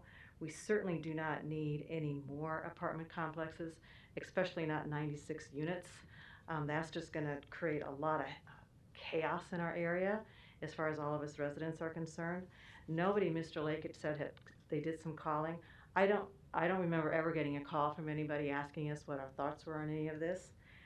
With all those apartments that we have, I don't know, can that get in there? I don't know how we use this. But this is right now all the apartments that I was going to talk about that we have right now. There's the Legacy Apartments, the Delmar Apartments, Traditions by Broadmoor, Eagle, Grand Legacy, Legacy Flats, Ravio, and Breckenridge. All of those are like 222 apartments vacancies.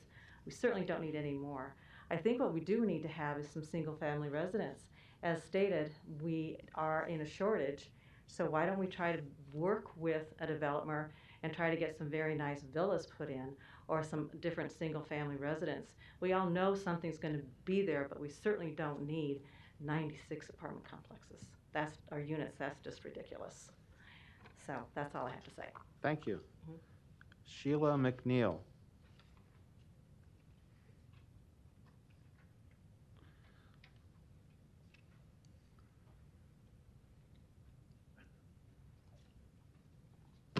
Hi, I'm Sheila McNeil. I live at 17402 Poppleton Avenue. That's kind of at the end of Poppleton from where the subject lot is. The lot in question is bounded by 178th Street, by Pacific Street, and by Poppleton Avenue. I looked up the definition of avenue. I think that might be part of the problem here. An avenue is a broad road in a town or a city. It's an artery, boulevard, expressway, freeway, etc. Poppleton Avenue is a plain 2-lane street. If you have a car parked and 2 cars want to go past, they have to wait until one of them goes before they can go. You know, it's not an extra wide street.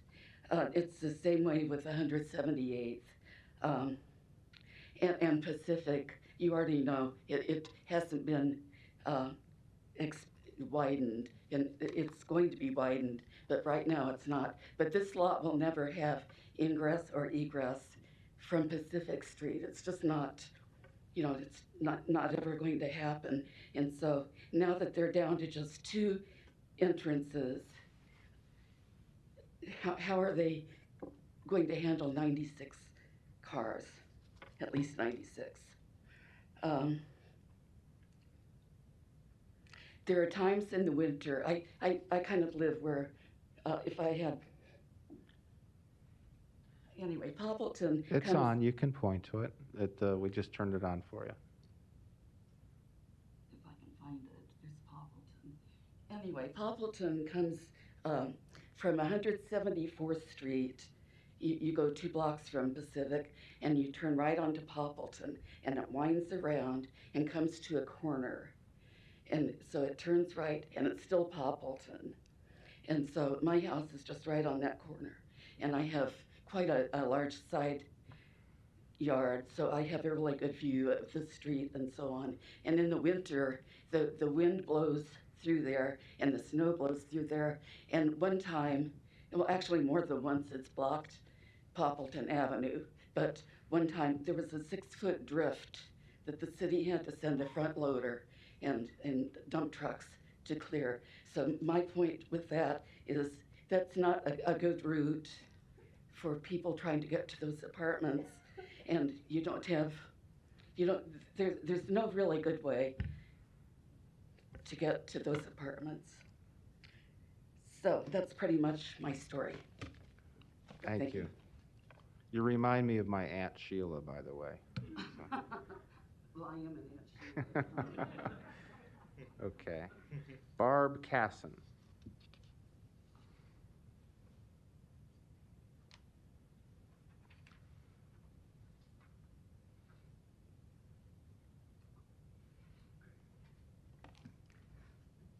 Barb Casson, 1310 South 175th Avenue. Good afternoon. Thank you for the opportunity to address the council with concerns regarding the plan to add a 96-unit apartment complex in our neighborhood. I have lived in Spring Ridge since 2005. It has been a wonderful neighborhood to call home. We are a multi-generational neighborhood, and we take care of each other. My brief talking points and questions are as follows. I'm an elderly retired elementary school teacher, so traffic is not a serious problem for me. Personally, I can stay home during those prime times, but I do have concern for the safety of my neighbor's young children when they are walking or playing in the neighborhood. I treasure those kids, and increased traffic will create a danger to them. It's inevitable. Sometimes Poppleton becomes a raceway. The speed bumps don't even slow them down. I'm not against having more neighbors in the area, but I'm old enough to understand reality. If you cram too many eggs in a basket, there will come a point in time that something will break. I would not object to more housing in the area because I understand the desire to live close to shopping, restaurants, childcare, and schools. That's why I love this neighborhood. Perhaps less would be more if the developers would consider building more villas or duplexes, as have been suggested. Finally, I know you can't answer my questions, but they are as follows. If you currently live in an established neighborhood, how would it impact you and your family if such a plan as this was proposed to be squeezed into your neighborhood? Please put yourselves in our shoes and look beyond financial concerns and benefits to the tax base. We're folks just like you. Thank you again for the chance to express myself. I do hope it hasn't fallen on deaf ears because a decision has already been made. I do know that happens, and I'd like to think this hasn't been a waste of time for any of us here today. Thank you. Thank you. Ray Boyce.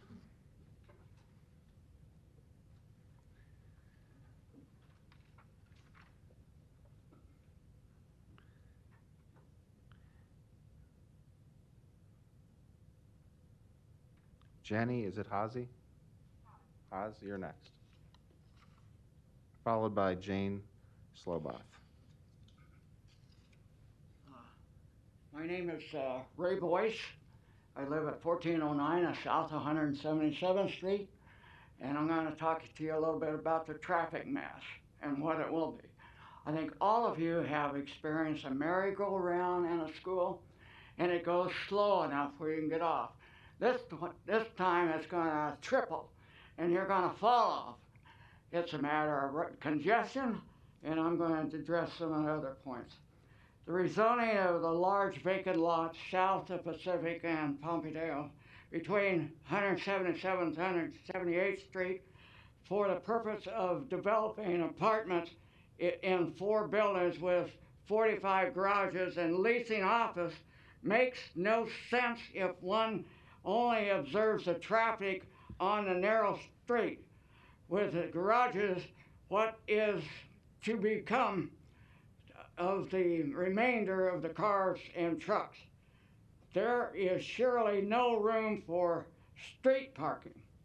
The traffic that snakes around 177th and 178th for school in the morning and again at 3:30 is something we can avoid now. The fact that there would be no exit other than 178th on Pacific or east of Pompeo, a residential area with winding streets, makes for increased wait time at the stop signal at 178th and Pacific, and it is difficult now. In addition to the serious problems with the traffic and parking allocation, the very idea of apartments means that our property will be valued. We chose this neighborhood 10 years ago when moving to Omaha from western Nebraska. And I think you would see a lot of new residents if you would have decent places like we're talking about. It really is a community at its best. We hope that we can continue to live where we are. Remember, you've all been on a merry-go-round.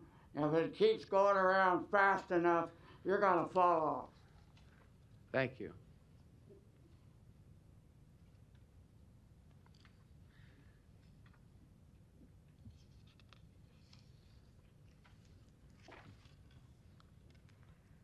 Hi, my name is Jenny Hawes. I reside at 1331 South 177th Street. I'm just 3 houses from the proposed development. And for the record, myself or my husband were never contacted at all about this development. I'm here today because I am opposed to rezoning. My family moved to the Spring Ridge neighborhood almost 18 years ago. We know the traffic problems of living out west. We also understand that development needs to happen, but we just want any development that's going to happen to make sense. The traffic in the Spring Ridge area is chaotic, to say the least. When you have an elementary school right by the proposed apartment, a middle school just north of the proposed apartments, you have children that are walking to and from the elementary school as well as the middle school. They play Frogger every day just to try to get through the traffic. A traffic study will easily show you how chaotic the traffic is in this area. And then when you couple that with the busy strip mall, Hy-Vee, which is across the street, having an apartment complex exiting into my neighborhood is a complete nightmare. We have had the Omaha police officers on our street before. They have commented to my husband and I that the amount of traffic on our street, they could not believe. They even approached the city trash drivers and said, please do not come down this street during school pickup and drop-off time because you will just make it even more chaotic. And as you are aware, there's a memory care facility that is located on this land as well. And if I had loved ones here, I would be very uncomfortable having an apartment complex hover over them. These patients deal with dementia and Alzheimer's. That noise and commotion would be very hard to their well-being. And it saddens me to think that they would have to deal with this. In addition to that, we also know that there's the daycare facility. Although my children are older and not of the daycare age anymore, I would be extremely uncomfortable to have a busy apartment complex right on top of the daycare, especially because their playground area backs right up to the apartment buildings. The city had a master plan, and the plan was for 178th Street to be zoned R4. So my question is, why should that be changed now? Can you really say that more apartments are needed in this area? Is my understanding, as it was stated before, that there's many apartments that are available right now in the 68130 zip code? One more reason why this does not make sense. So if you truly are seeking housing for this land, why not build villas or townhomes? A small villa or townhome community would be less noise, less traffic, less light pollution, and would complement the area and the villas that are there right now. And lastly, I'm just going to end with the old adage that just because you can doesn't mean you should. So please do not vote for the rezoning. Thank you for your time and consideration. Thank you. Jane Sloboth, followed by Anita Van Ert, and then Gwen Heller. Good afternoon. My name is Jane Sloboth. I reside at 1330 South 177th Street. Not sure how this works here, so They'll you can turn it show. on for you. Okay. And I am 3 houses down from the apartments, and I have never been contacted by Mr. Lake. With regards to school traffic during the morning drop-off time, the traffic from Spring Ridge School backs up down Shadow Ridge Drive to the east, all the way down 177 to the north, and wraps around onto Poppleton to the west. This is a distance of over 4 blocks. The vehicles on 177th Street consistently choose to cut the line and treat the northbound lanes of 177th as southbound. It is extremely important to note this is not an aberration. It has been going on for years and is only exacerbated in non-pandemic times when the residents of the neighborhood are not working on studying remotely or on a staggered start schedule. The schedule congestion exists whenever school is in session, posing a risk not only to the residents attempting to exit their driveways, but far more importantly to the students who walk to the nearby schools. In the spring and fall, a large number of neighborhood students walk to either Spring Ridge Elementary or Elkhorn Ridge Middle School and are forced to play a game of Frogger with the queues of traffic on the surrounding streets. The safety of these students rests with the city. We urge you to take an assessment of the traffic this spring during school drop-off hours and see the dangers posed to students. Adding further traffic and parking congestion will only increase the risks faced by the students. The city is already familiar with the traffic congestion at 180th and Pacific. During the morning rush hour, the traffic backs up for blocks, both northbound approaching Pacific on 180th and eastbound on Pacific west of 180th. Again, this traffic poses a safety hazard to the students attempting to walk to the neighborhood schools. In the evening rush hour, it is not uncommon for the southbound traffic on 180th Street to back up from Pacific all the way to Walgreens on 180th and Burke Street. This cannot be safe traffic, a safe traffic flow that the city recommends for its residents. In sum, for a number of reasons, we homeowners in Spring Ridge strongly object to the proposal rezoning of the land at 178th of Pacific. We've received multiple assurances over 25 years worth in past that apartments were not suitable for the locations, and homeowners have relied. We purchased our properties both on the zoning and assurances of the Planning Commission and the city. Moreover, the area is not compatible with the proposed apartment complex. Perhaps most significantly, the safety and welfare of the residents, in particular the students who walk to the surrounding schools, is put further at risk from the proposed rezoning. We urge the city to put the safety of students first and reject this proposed rezoning. I have articles from 1996 when you guys started turning it down. No, no, no, no. When we bought our house in 2000, it's a church, great church, something of the sort. Now you've received a letter from Lyle. He's a guru. 96 flushing toilets. It's not set up for that. We back to the common area. There's this drain. My son just spent 3 hours and got 75 pounds of stuff in that drain. The drain is deteriorating. I should have brought up the water pictures. Another Thank you. one. Thank you very much. I appreciate your time. While Anita Van Ert makes her way down to the podium, if you came to speak on this item and you have not yet signed in to speak, we have about 5 or 6 more speakers registered, so you still have time to do so. Ms. Van Ert. Hi, my name's Anita Van Ert. I live at 1320 South 177th Street, and thank you for letting me speak today. For all the reasons you have been hearing, we oppose the rezoning of the land on 178th and Poppleton. I need to let you know I was never contacted by anyone regarding this. I am going to address the water issues and only the water issues. Our house is 2 houses down, 2 houses south of the intersection of 177th and Poppleton. This picture that you see now is a tree in my backyard, and this is when the water was slowly approaching that tree. Our backyards back to the common area that runs from Poppleton to Shadow Ridge Drive between 177th and 178th. The common ground is a beautiful space, but in recent years it has experienced more severe flooding, even with the moderate rains. In addition, the cement drainage pipes are strained and deteriorating. Spring Ridge is on the downhill slope from 180th and Pacific. Water naturally flows in our direction. Although in the past there was natural vegetation and soil to absorb the water. As development has taken place to the north of Spring Ridge, the overflow of rainwater and natural runoff from the north has resulted in continually increased flooding and water overflow of the yards and common ground around our house and the other houses in the neighborhood.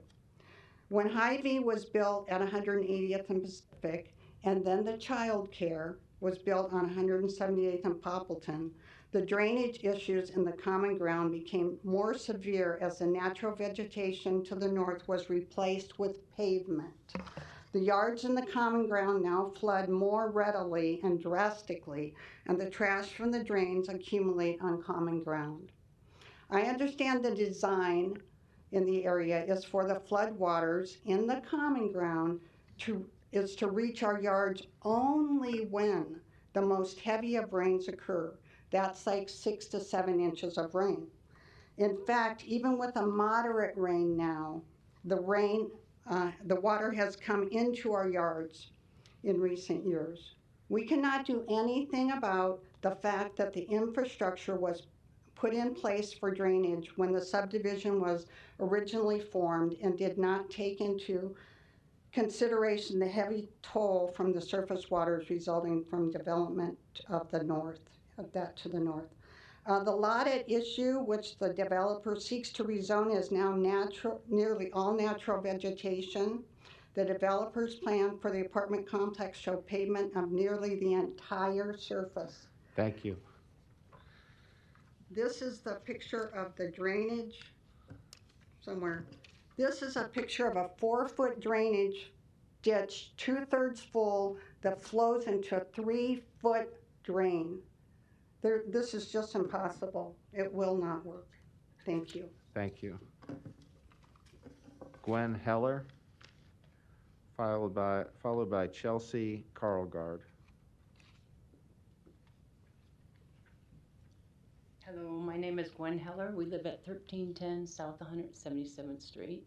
We've been in our house since November.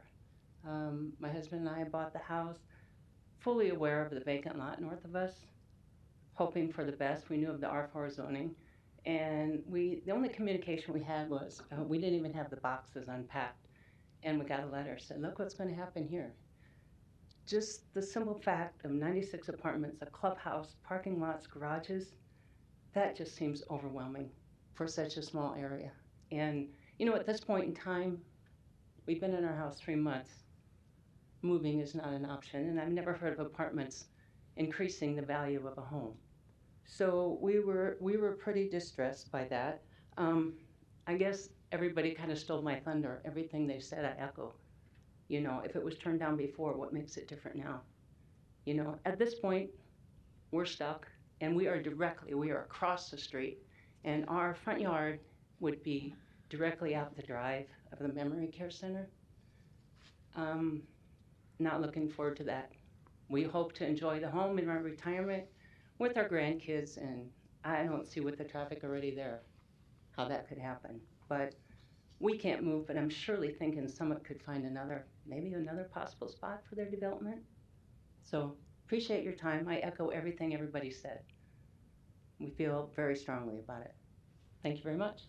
Thank you. Chelsea Carlgard, followed by Deb Wilson and Pat Hayes, and then Karen Johnson. Hi, Chelsea Carlgard, 1338 South 177th Street, Omaha, 68130.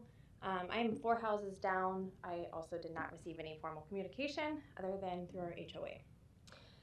Basically, I have the same thought process as many of us do, is the traffic is the #1 issue.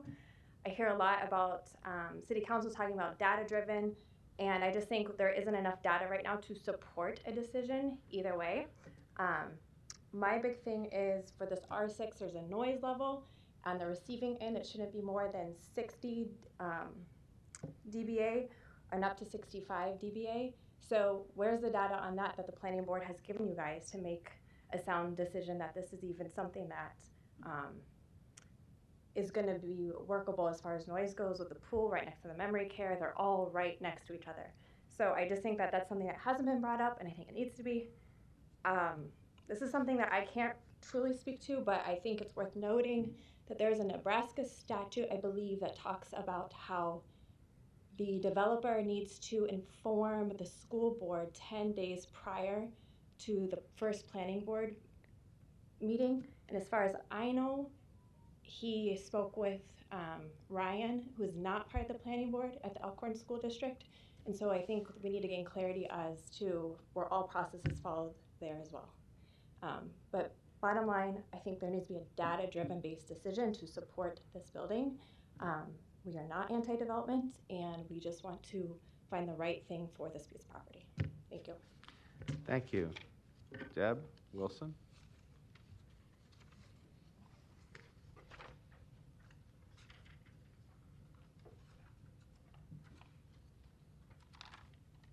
Hello, I'm Deb Wilson, 1315 South 178th Street.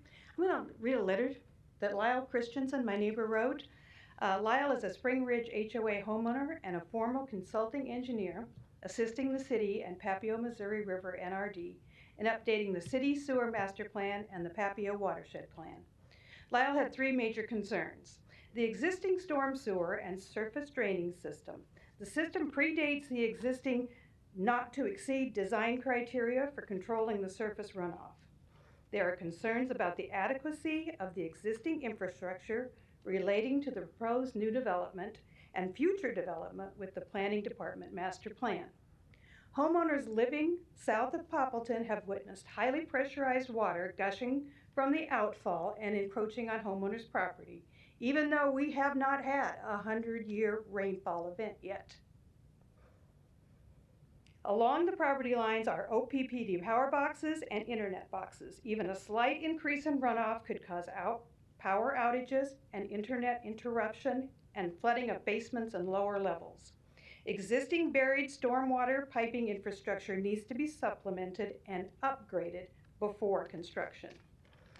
There are concerns about the existing sanitary sewer system, the capacity of the sewer system, and the physical condition of it to accept additional flow. Sanitary sewer backups cause tens of thousands of dollars in damages and may not be covered by insurance and are definitely not fully compensated by the city. Water pressure is another issue we've run into. Homeowners south of and along Poppleton have marginal water pressure for irrigation system. The decreased demand by water by the proposed complexes for home use, sprinkler systems, and fire protection sprinkler systems will cause noticeably lower water pressure than the existing conditions. Now, I can show you other pictures and I can talk more about the green space, but no one's brought up the fact that 178th Street is a one-way street for 4 hours a day. The school's on the west side and the street is closed. It's a one-way street.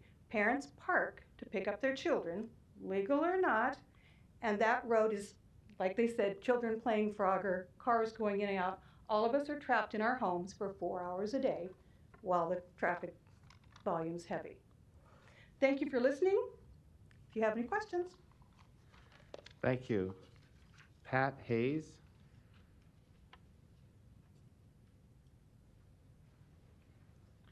And then Karen Johnson. Pat Hayes, 1742 South 177th Avenue. And I am a member of the HOA board and want to put to rest any ideas that the reason why we might or may not have opposed this is because we simply don't have the funds to oppose it. But we do, which leads me to the next issue, because of the potential increased water, potential increased traffic in our common area, which is privately owned by the HOA, and the expense of all of that upkeep. So that is a concern to us with a very limited budget, additional cost to residents, all of the things that apply by having additional people using potentially our private property. And I know that the development is doing things like putting in a dog area, but depending on the size of your dog and the size of the area, it may not be enough. So I anticipate that there'll be more traffic through that common area and increase the upkeep and the cost of that upkeep. And not to mention the water damage that everybody's talked about that could potentially result, which is why I think we need to do a water study to make sure that all of the not increasing the water flow is accurate. That's all I have. And I do want to thank everybody for listening to us. I know there's a lot of us, and I appreciate all of your time. Thank you. Thank you. Karen Johnson.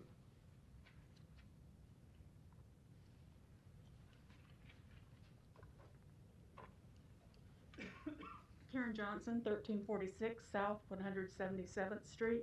I really don't have anything to add other than what all my neighbors have said. Anita made a really good point. We live on the common area. We would be 5 houses down. To watch the water come down through there and approach, the large green electrical boxes that are in the backyard. You stand and watch and wonder how long it's going to be before you have to call OPPD because you no longer have power. Traffic is, yes, a huge problem. I don't leave my house before 9 o'clock in the morning because I can't get out. Appreciate you listening to everything we have to say, and I expected new neighbors. I didn't expect 96 new neighbors. Thank you. Do the proponents wish 3 minutes rebuttal?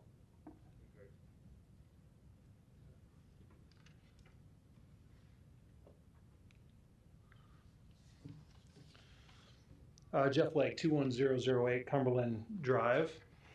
A couple of items there. I do want to, with the concerns of traffic, just touch upon that and the school patterns, because I don't think we explained that very well. I believe Deb had mentioned that 178th Street's a one-way, northbound only. So what happens with the flow of traffic, all the cars come down 178th Street, come down Shadow Ridge Drive, and either get queued up to come into this drop-off area or this drop-off area. And this area does, when you see the videos and the pictures, it was all through this area. I've sat out a few times and watched traffic flow from the project site. And Poppleton Avenue has always been free moving. There are cars on it, but it doesn't get the gridlock situation that we've seen. And that's one of the reasons we feel it's important for the access drive at 178th Street. You have the ability to get out to 178th out to Pacific. You can get out of the way versus getting in with the rest of the residents. As far as traffic too, we did a little quick traffic trip generation. In the morning peak hours, for the 1 hour worst time that you get traffic generated from a site from these apartments, 96 multifamily units, that number is 26 cars. So there's 26 trips over the course of 1 hour. That's one over every 2 minutes. So it's not like there's a flood of cars being introduced, and we believe they'll get out easily out to 178th Street. Other items with the drainage, that's something probably defer to Public Works. We have our opinions of that. I'd like to hear from Public Works on that. And then maybe I assume master planning will cover some of the, planning department will probably cover some of the topics on the master planning discussion. Assume from that, I think that's really all I had. Maybe if Mr. Bouger had any last comments in the remainder of our 3 minutes, if you had any. I'm good unless there's questions from council. You're always available for questions, right? Okay. Thank you. So at this time, we'll close the public hearing.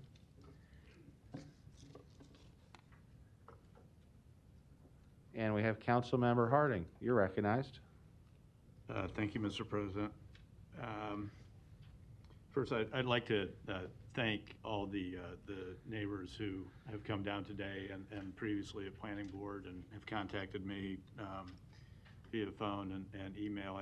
I've tried. I haven't been able to get back to everyone, admittedly, but I think I've tried to deal with a lot of the key spokespeople who hopefully have been able to deliver those messages as well, and have been involved with some of the Zoom calls, both with the villas and the homeowners association.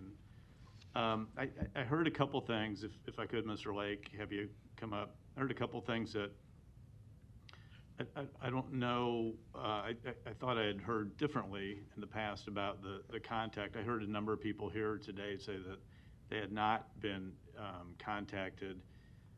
And I don't know if that's because they might be outside of the area that the notifications get sent to, or can you explain maybe what some of those comments were about? Sure. I guess with the Spring Ridge Association as a whole, we started with their HOA board. They had a very well set up website. There's notices, there's communications lists. And we started with that board, and we've asked that question of notifications. You guys handle this? How's that done? So we haven't contacted the whatever 200 and some odd other residents that were within there. When we didn't have the Villa Association contacts information without having that infrastructure, the website, there's where we sent the direct mailings. And I believe we also sent it to the first couple of houses that were just south of Poppleton. We pulled that kind of 150, 200-foot radius around our project site and sent those out ourselves. I think that's in addition to the city notification policy. So our opinions and feelings were that there was ample connectivity out to the HOA with all their infrastructure, to Spring Ridge as a whole, and then the villas, we reached them out independently. Okay.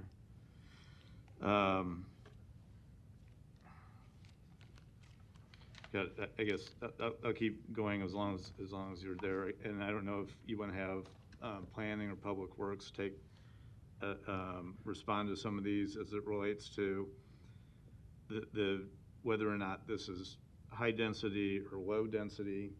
Do you want to take that, or do you want me to have someone from planning?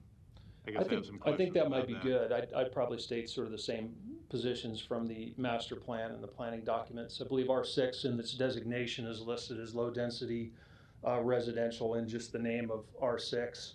And I said the provision for in the master plan for how multifamily works. It is adjacent commercial on a neighborhood mixed use center, which this is at 180th. It's a 30-acre center. Anything adjacent to that in the master plan calls for up to 350 multifamily units are available to use.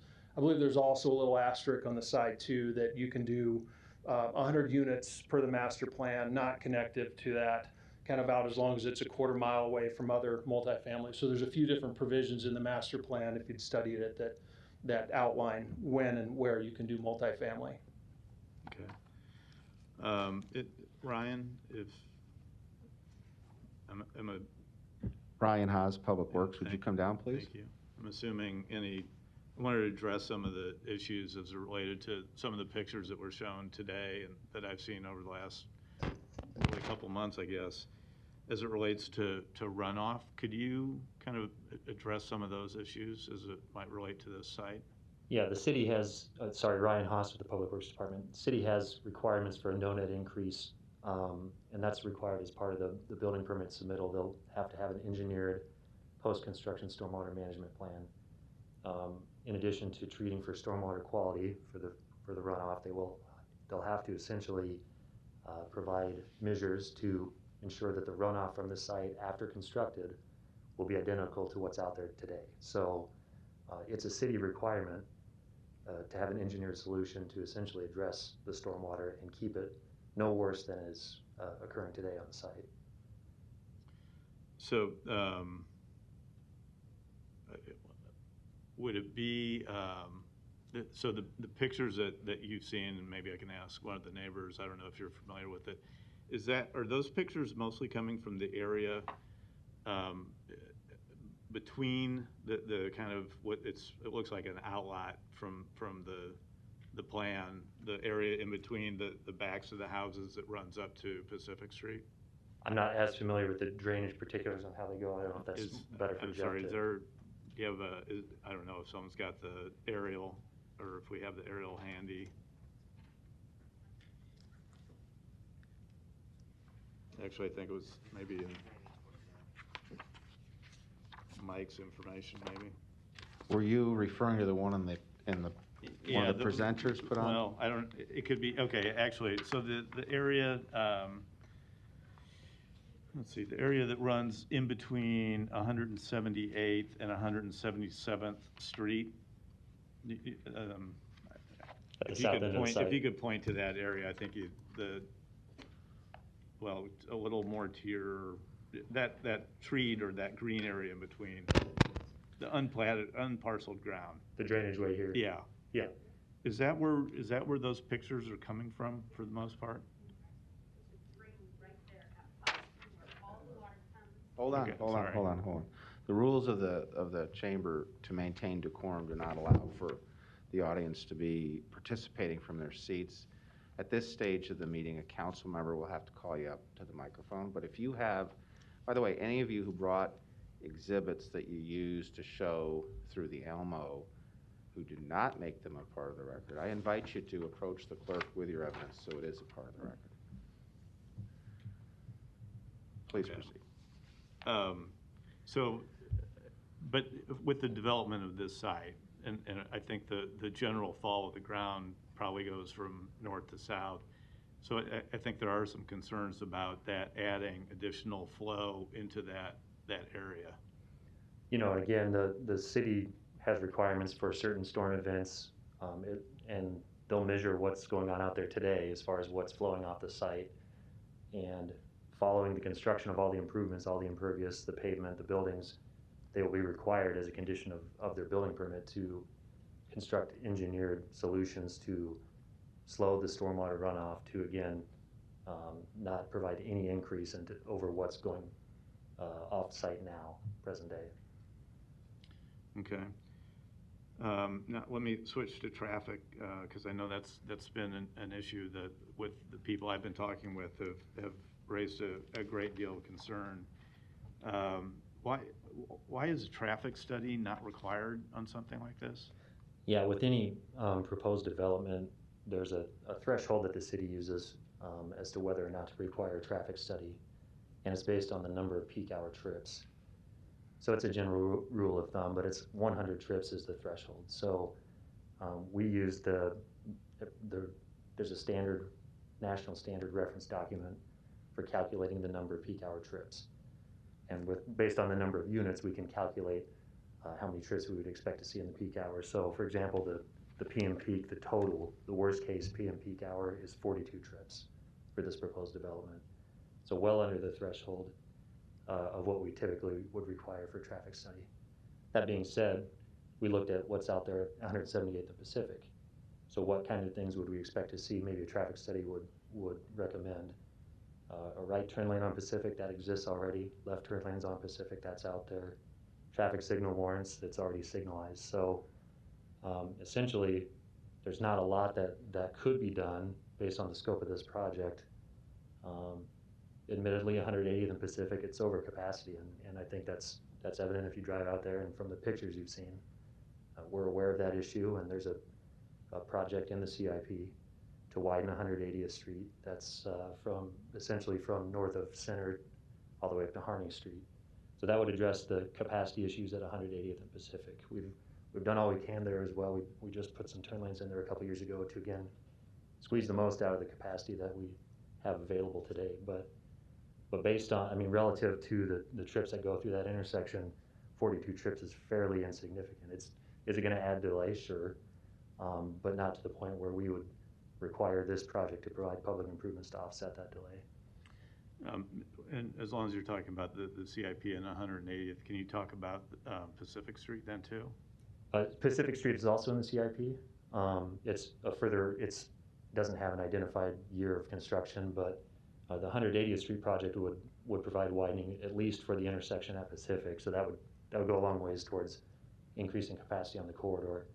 I don't know if it would extend as far east as 178th, but if not done as part of that near-term project, then the next project along Pacific roughly from 169th to 183rd would widen Pacific at the signal at 178th. Okay, and just for the record, regardless of what the outcome is here today, and we've just recently had a request come to us for CIP projects, and I am asking for 180th to be bumped up in the cycle, and then also to put an identifiable date on Pacific Street as well too. So thank you for at least talking through those. And again, regardless of the outcome, I'm making those requests.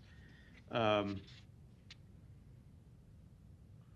think that might be all I had for the traffic design, or for traffic and the runoff. Because I think those were certainly two of the questions I got the most from the neighbors and the residents that surround the area. Hold on, I've got to go through all my notes if you don't mind here.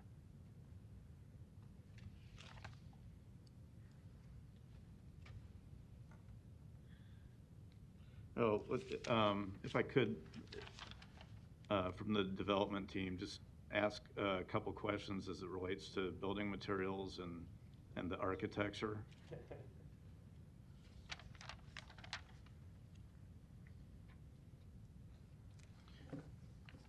You gotta give your name again, please. Sure, Jeff Lake, 21008 Cumberland Drive. I will put this on here, and at some point, if there's more extensive questions, is it possible for somebody who hasn't spoken and Patrick Morgan, our architect, to respond to that, or is it? It's up to you, however you want to handle that. Okay. I guess one, and I know in some of the Zoom calls that we've had, there were great questions about the architecture, the materials, what it would look like, and so this is, I understand it, still has to be approved by Urban Design Review Board, correct? Correct. Because of the MCC overlay? That's correct. Okay. Okay. I'm getting, Dave, Dave, Dave Fanslow, could you come down as well too? I'll ask a couple more questions. Maybe Mr. Fanslow can weigh in, the planning director, but is this I'm looking at this, it looks kind of flat. Is there any, I mean, I heard one of the neighbors on one of the Zoom calls bring up the question of, if there was any board on batten definition to it, or is it sort of a flat surface, or? Sure, good question. I guess one thing this doesn't really articulate very well is sort of the undulations in the buildings and the shadows that creates. There's lines and bump outs and bump ins to the architecture of that. Patrick's going to come here as well. Yeah, there's a good picture. That's of the floor plan. It kind of shows a little bit of the movement in and out of the wall. So it's not just a straight, concrete wall. And as far as those materials, the lighter colored material here is an EFA stucco type material. The darker colored material here is brick, and then cedar mill siding, which is kind of your hardy board siding. We have some elements of that in here, a little bit different color. Patrick and I are maybe on a complete agreement if this is the appropriate color or not, but we'll work through that before final submittal. And then similar on the south elevation, you see some of those materials with the EFS, the siding, the brick, more EFS or stucco, different colored siding. So those three elements are brought into the building. We had shared with the with the HOA boards that that if there's suggestions or other items, we would listen. We can't incorporate everything from how this looks. It does have to meet requirements. There's a lot of ways that things can meet the requirements, and sometimes beauty's in the eye of the beholder. But with that said, we did state that we would listen to suggestions they might have. I haven't received any as of yet, but we extend that offer as we move forward. Okay, thank you. Thank you. Mr. Fanslow? Sorry, I think I was asking a question and maybe you were shaking your head, so I wanted to ask. Dave Fanslow. Was there something wrong, or was the question, was the answer to my question incorrect, or what was the reason for your? So Dave Fanslow, City Planning. I think I heard you say, does the project have to be approved by the Urban Design Review Board? That was my question. It does not. Okay. So it has the MCC overlay on it, which is an urban design overlay, zoning overlay. What it'll have to do is have to meet code meet the code when it comes in for building permit. And so that's an administrative review then? It's part of our building permit review, correct. Okay. Okay, I think that's all I had for now. Thank you. Thank you, Councilmember Harding. Councilmember Gray, you're recognized. Mr. President, first of all, I'm not sure that I understood the answer as relates to drainage runoff. I just want to hear you say that for me again, because I guess what I really want to hear is, or I guess what really needs to be, that I need to understand is that with this project, it is not going to, will it add to the drainage? It'll add to the drainage? It won't? Ryan Haas with Public Works. It's a city requirement that they provide engineered solutions to ensure that it does not add to what is currently draining off the site as it currently exists. Okay, so they have to demonstrate that there will be no significant more runoff. That's correct. Okay, Mr. Lake, can I ask you real quick? Has your group looked at that at all, and do you have some response to that at all? Sure, Jeff Lake, 21008 Cumberland Drive. Yes, we have had our engineers look at that. It was a conversation a number of times. It was one of the impetus to the removal of the parking lot between Poppleton and the building to provide that additional space to make that easier to accommodate that requirement. So we have looked at it. I don't know the details of that report exactly, how many cubic feet of water and those items, but I have been assured the preliminary calculations, we have the size for that. When we go in for our full permitting, we will adhere to that ordinance. And you will have a retention pond? Is that what you? Mm-hmm. Yes. Let's see if I can sift through my pretty exhibits here. Got myself all out of order a little bit. And currently no retention pond exists? That's correct. Okay. It's just straight runoff from the site. It's vegetated. So here's Poppleton Avenue. Just off the screen is the drainage way that's concerned. There's a large trunk line of storm sewer that bisects the site right now. That's where the drainage is coming from north of Pacific. Our site will have a separate storm system that goes over top of that storm drainage, goes into our pond, this kind of blue area. The peak of the water is knocked down to existing conditions, and then that will discharge back into the pipe. So all of our system will be self-contained, will go into our ponds and adhere to that ordinance. Okay, do you know the depth of what the pond would be? Not exactly. They're usually in the 4 or 5 foot deep range and kind of gentle slopes down into those. We don't want to get caverns where you have unsafe conditions or you start putting fences around them, things like that. Okay, thank you. Mr. Vanslaw, if we could for a second, just, we heard some comments about the master plan. And I wanted you to have an opportunity to address that a little bit in terms of the master plan and going from an R4 zoning to an R6 zoning. Sure, yeah, again, Dave Fanslaw. So I think what you want me to tell you is it master plan compliant? Yes. The request, absolutely it is. The report that's in your packet online, available to the public, states that the site is, if rezoned to R6, would be master plan compliant. I have a few things I could show you.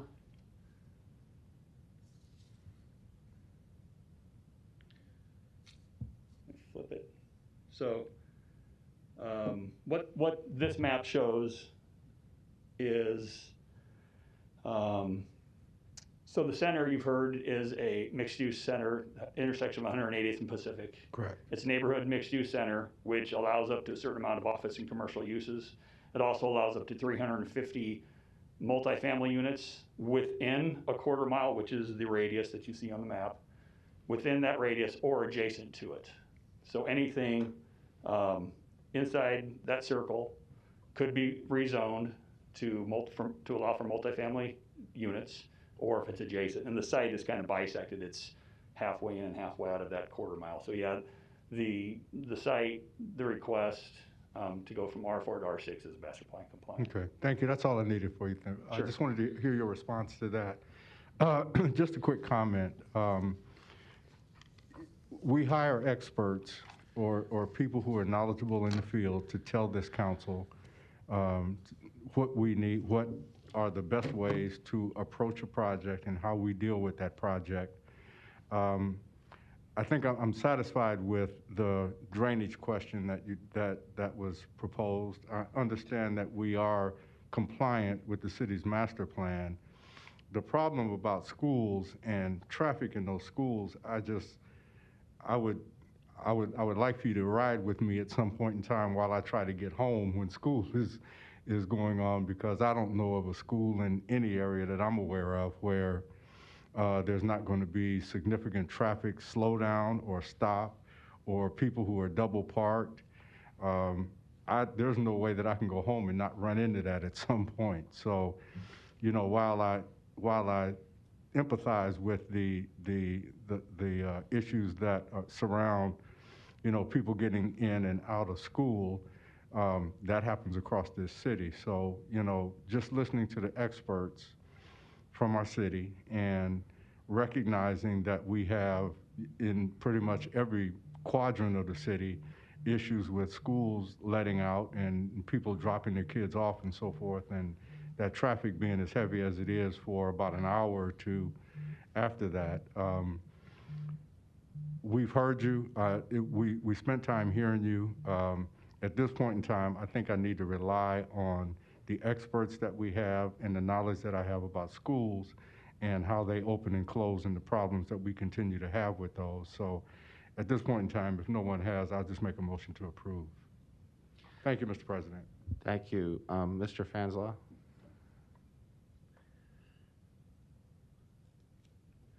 One of the opponents brought up this concept of why, if this wasn't approved back in the late 90s or a long time ago, what's changed through today, and in terms of what you said is the quarter mile of the major intersection and the mixed use and what the regulators allow either within that or adjacent to it, this would comply with those requirements in the master plan.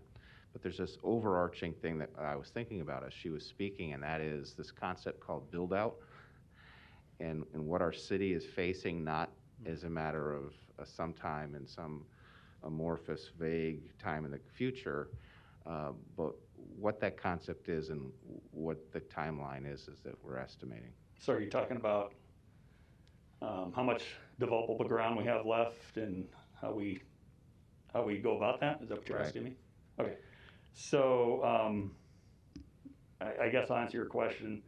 Within the Papillion Creek watershed in our jurisdiction, we estimate we have maybe 25 to 30 years left of land to be developed. So obviously we take that into consideration when we look at master plans, long-range planning, and how we're going to lay out the city and how fast we're going to grow. It all relates to how far we extend sewers and when we do that. So it all kind of plays together.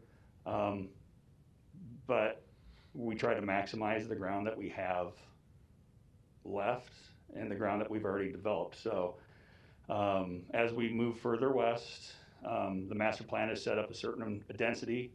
This council just passed some ordinances a few months ago that actually increased the density along the state highways, Center, Dodge, and Maple, and 204th, because of those transportation corridors and where they're located. There's state highways within our jurisdiction. So we're trying to build density with the ground that has not yet been developed. And kind of as a related topic, we're trying to build density, as this council knows, anybody who pays attention, to the developed parts of the city and how we can continue to benefit from the investment, the public improvements that have already been made in the developed parts of the city. So when opportunities present themselves to redevelop, if we can do that in a responsible and managed way, it's good financial sense for the city. So in answer to your question, what's changed is, and we are looking as stewards of the city and managing the city's resources and being able to plan for the future and being able to continue to provide city resources at the ever increasing cost to do so, must be responsible in our stewardship to support the master plan and its elements. Otherwise, when we reach build out, we won't have the density available to cover the costs for people. And what will happen is the cost to live here, the taxes would be so high and have to increase exponentially to cover those costs that'll drive people out of the city, as I see it. And that's why I'd like to think of myself as someone who understands that. And although my own neighborhood, even in Midtown, went through a development recently, almost twice the size of this one. And within a few blocks west of my house, one about almost 3 times the size of this one. Is that because we have to, in terms of this master plan, as I see it, support it to arrive at a place of density in our city along these corridors where the density, in my view, should be located so that we can continue to generate the tax dollars that we need to provide city services in the long haul. And with the build out of our city so much closer today than it was in the late 90s, to me, we're staring that right in the face, up close and personal now. And so I don't want to leave this council the time that I've been blessed to be given, not having exercised what I think is good stewardship of that. Sure. So if I might add, we have to manage the growth of the city not only horizontally but vertically as well. And we have to continue to think about ways to grow vertically because eventually we're going to run out of that horizontal area. Thank you. To grow. If I can add one thing. Yes. Good call on the masks. Dwight Peterson was a good friend of my mother-in-law's. He was a good guy, so good job. Thank you. Now, I would be remiss if Mr. Matukowicz, if I didn't give you 1 minute to come up. He sent me a special message, and I said no at first, but did you have something you wanted to leave us with in a minute? All right. I didn't hear what? I'll give you a minute of my requested time too, so you can have more than 1 minute. Thank you. Thank you. I appreciate it. Again, Michael Matukowicz, Lycus and Matukowicz, 8701 West Dodge Road in Omaha. The question that was posed that I didn't quite hear the answer to from Mr. Fanslaw is we recognize, you saw a picture's worth 1,000 words. I mean, that 180th Street backup goes back to the Walgreens, which is just right off of Dodge, right when you turn into Village Point. Same holds true. I showed the pictures going westbound on 180th towards Pacific. That was going just off of, I mean, it's getting close to 168th, and we all know 168th right now is being widened in that area, so that's diverting even more traffic. So why now for this development? Because when will I don't know the time frame that he said this is going to be widened. And I don't know if I can pose the question, but did you hear that time frame? Well, I don't think we know. I'll respond to that once you're finished with your remarks. I don't want to waste your time. Okay, thank you, thank you. But again, we don't know when that's going to be widened, so we're going to do the development, yet further increase the congestion in this area. And again, we hear this is master plan compliant when you look at an objective view on the numbers available in the quarter-mile radius. But I showed to you earlier some of the concepts from the master plan. And again, we talk about in the city of Omaha, must be carefully designed to eliminate land use conflicts, reduce traffic congestion. Well, this certainly isn't reducing traffic congestion. The city should avoid changes in land use that would generate traffic in excess of the design capacity surrounding the streets. Well, we've already said this is at capacity. They've acknowledged that. So until that is widened, these streets 180th and Pacific, this plan is simply not appropriate. And I do understand that you are stewards of the land and have a duty to preserve and protect here. But the fact of the matter is it's just too dense for this area right now. Once the area is widened and it can accommodate the traffic, that may be a different story. But to conclude, we respectfully request that the ordinance be denied and the zoning request be denied. Thank you. Thank you. And just if you want to know why, my father-in-law told me last night at my birthday party that he was a foreman of a jury in case you tried, and he thought you were a good lawyer. So I wanted to give you a chance to shine. So. Well, I don't know if I did or not, but I appreciate the comments. You bet. Thank you. We have a motion. I'll second it. Are there any further lights? Roll call. Palermo. Yes. Brennan. No. Festerson. Yes. Gray. Yes. Harding. Yes. Melton. Yes. Mr. President. Yes. Motion passed 5-2.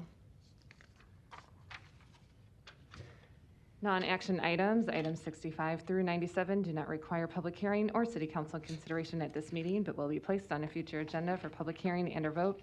The reason for non-action is noted after the item on the agenda, as well as the date the item is expected to appear on agenda for consideration.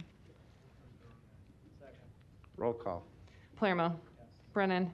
Festerson. Yes. Gray. Yes. Harding. Yes. Melton. Yes. Mr. President. Yes. Motion passed 7-0. Meeting is adjourned at 4:31.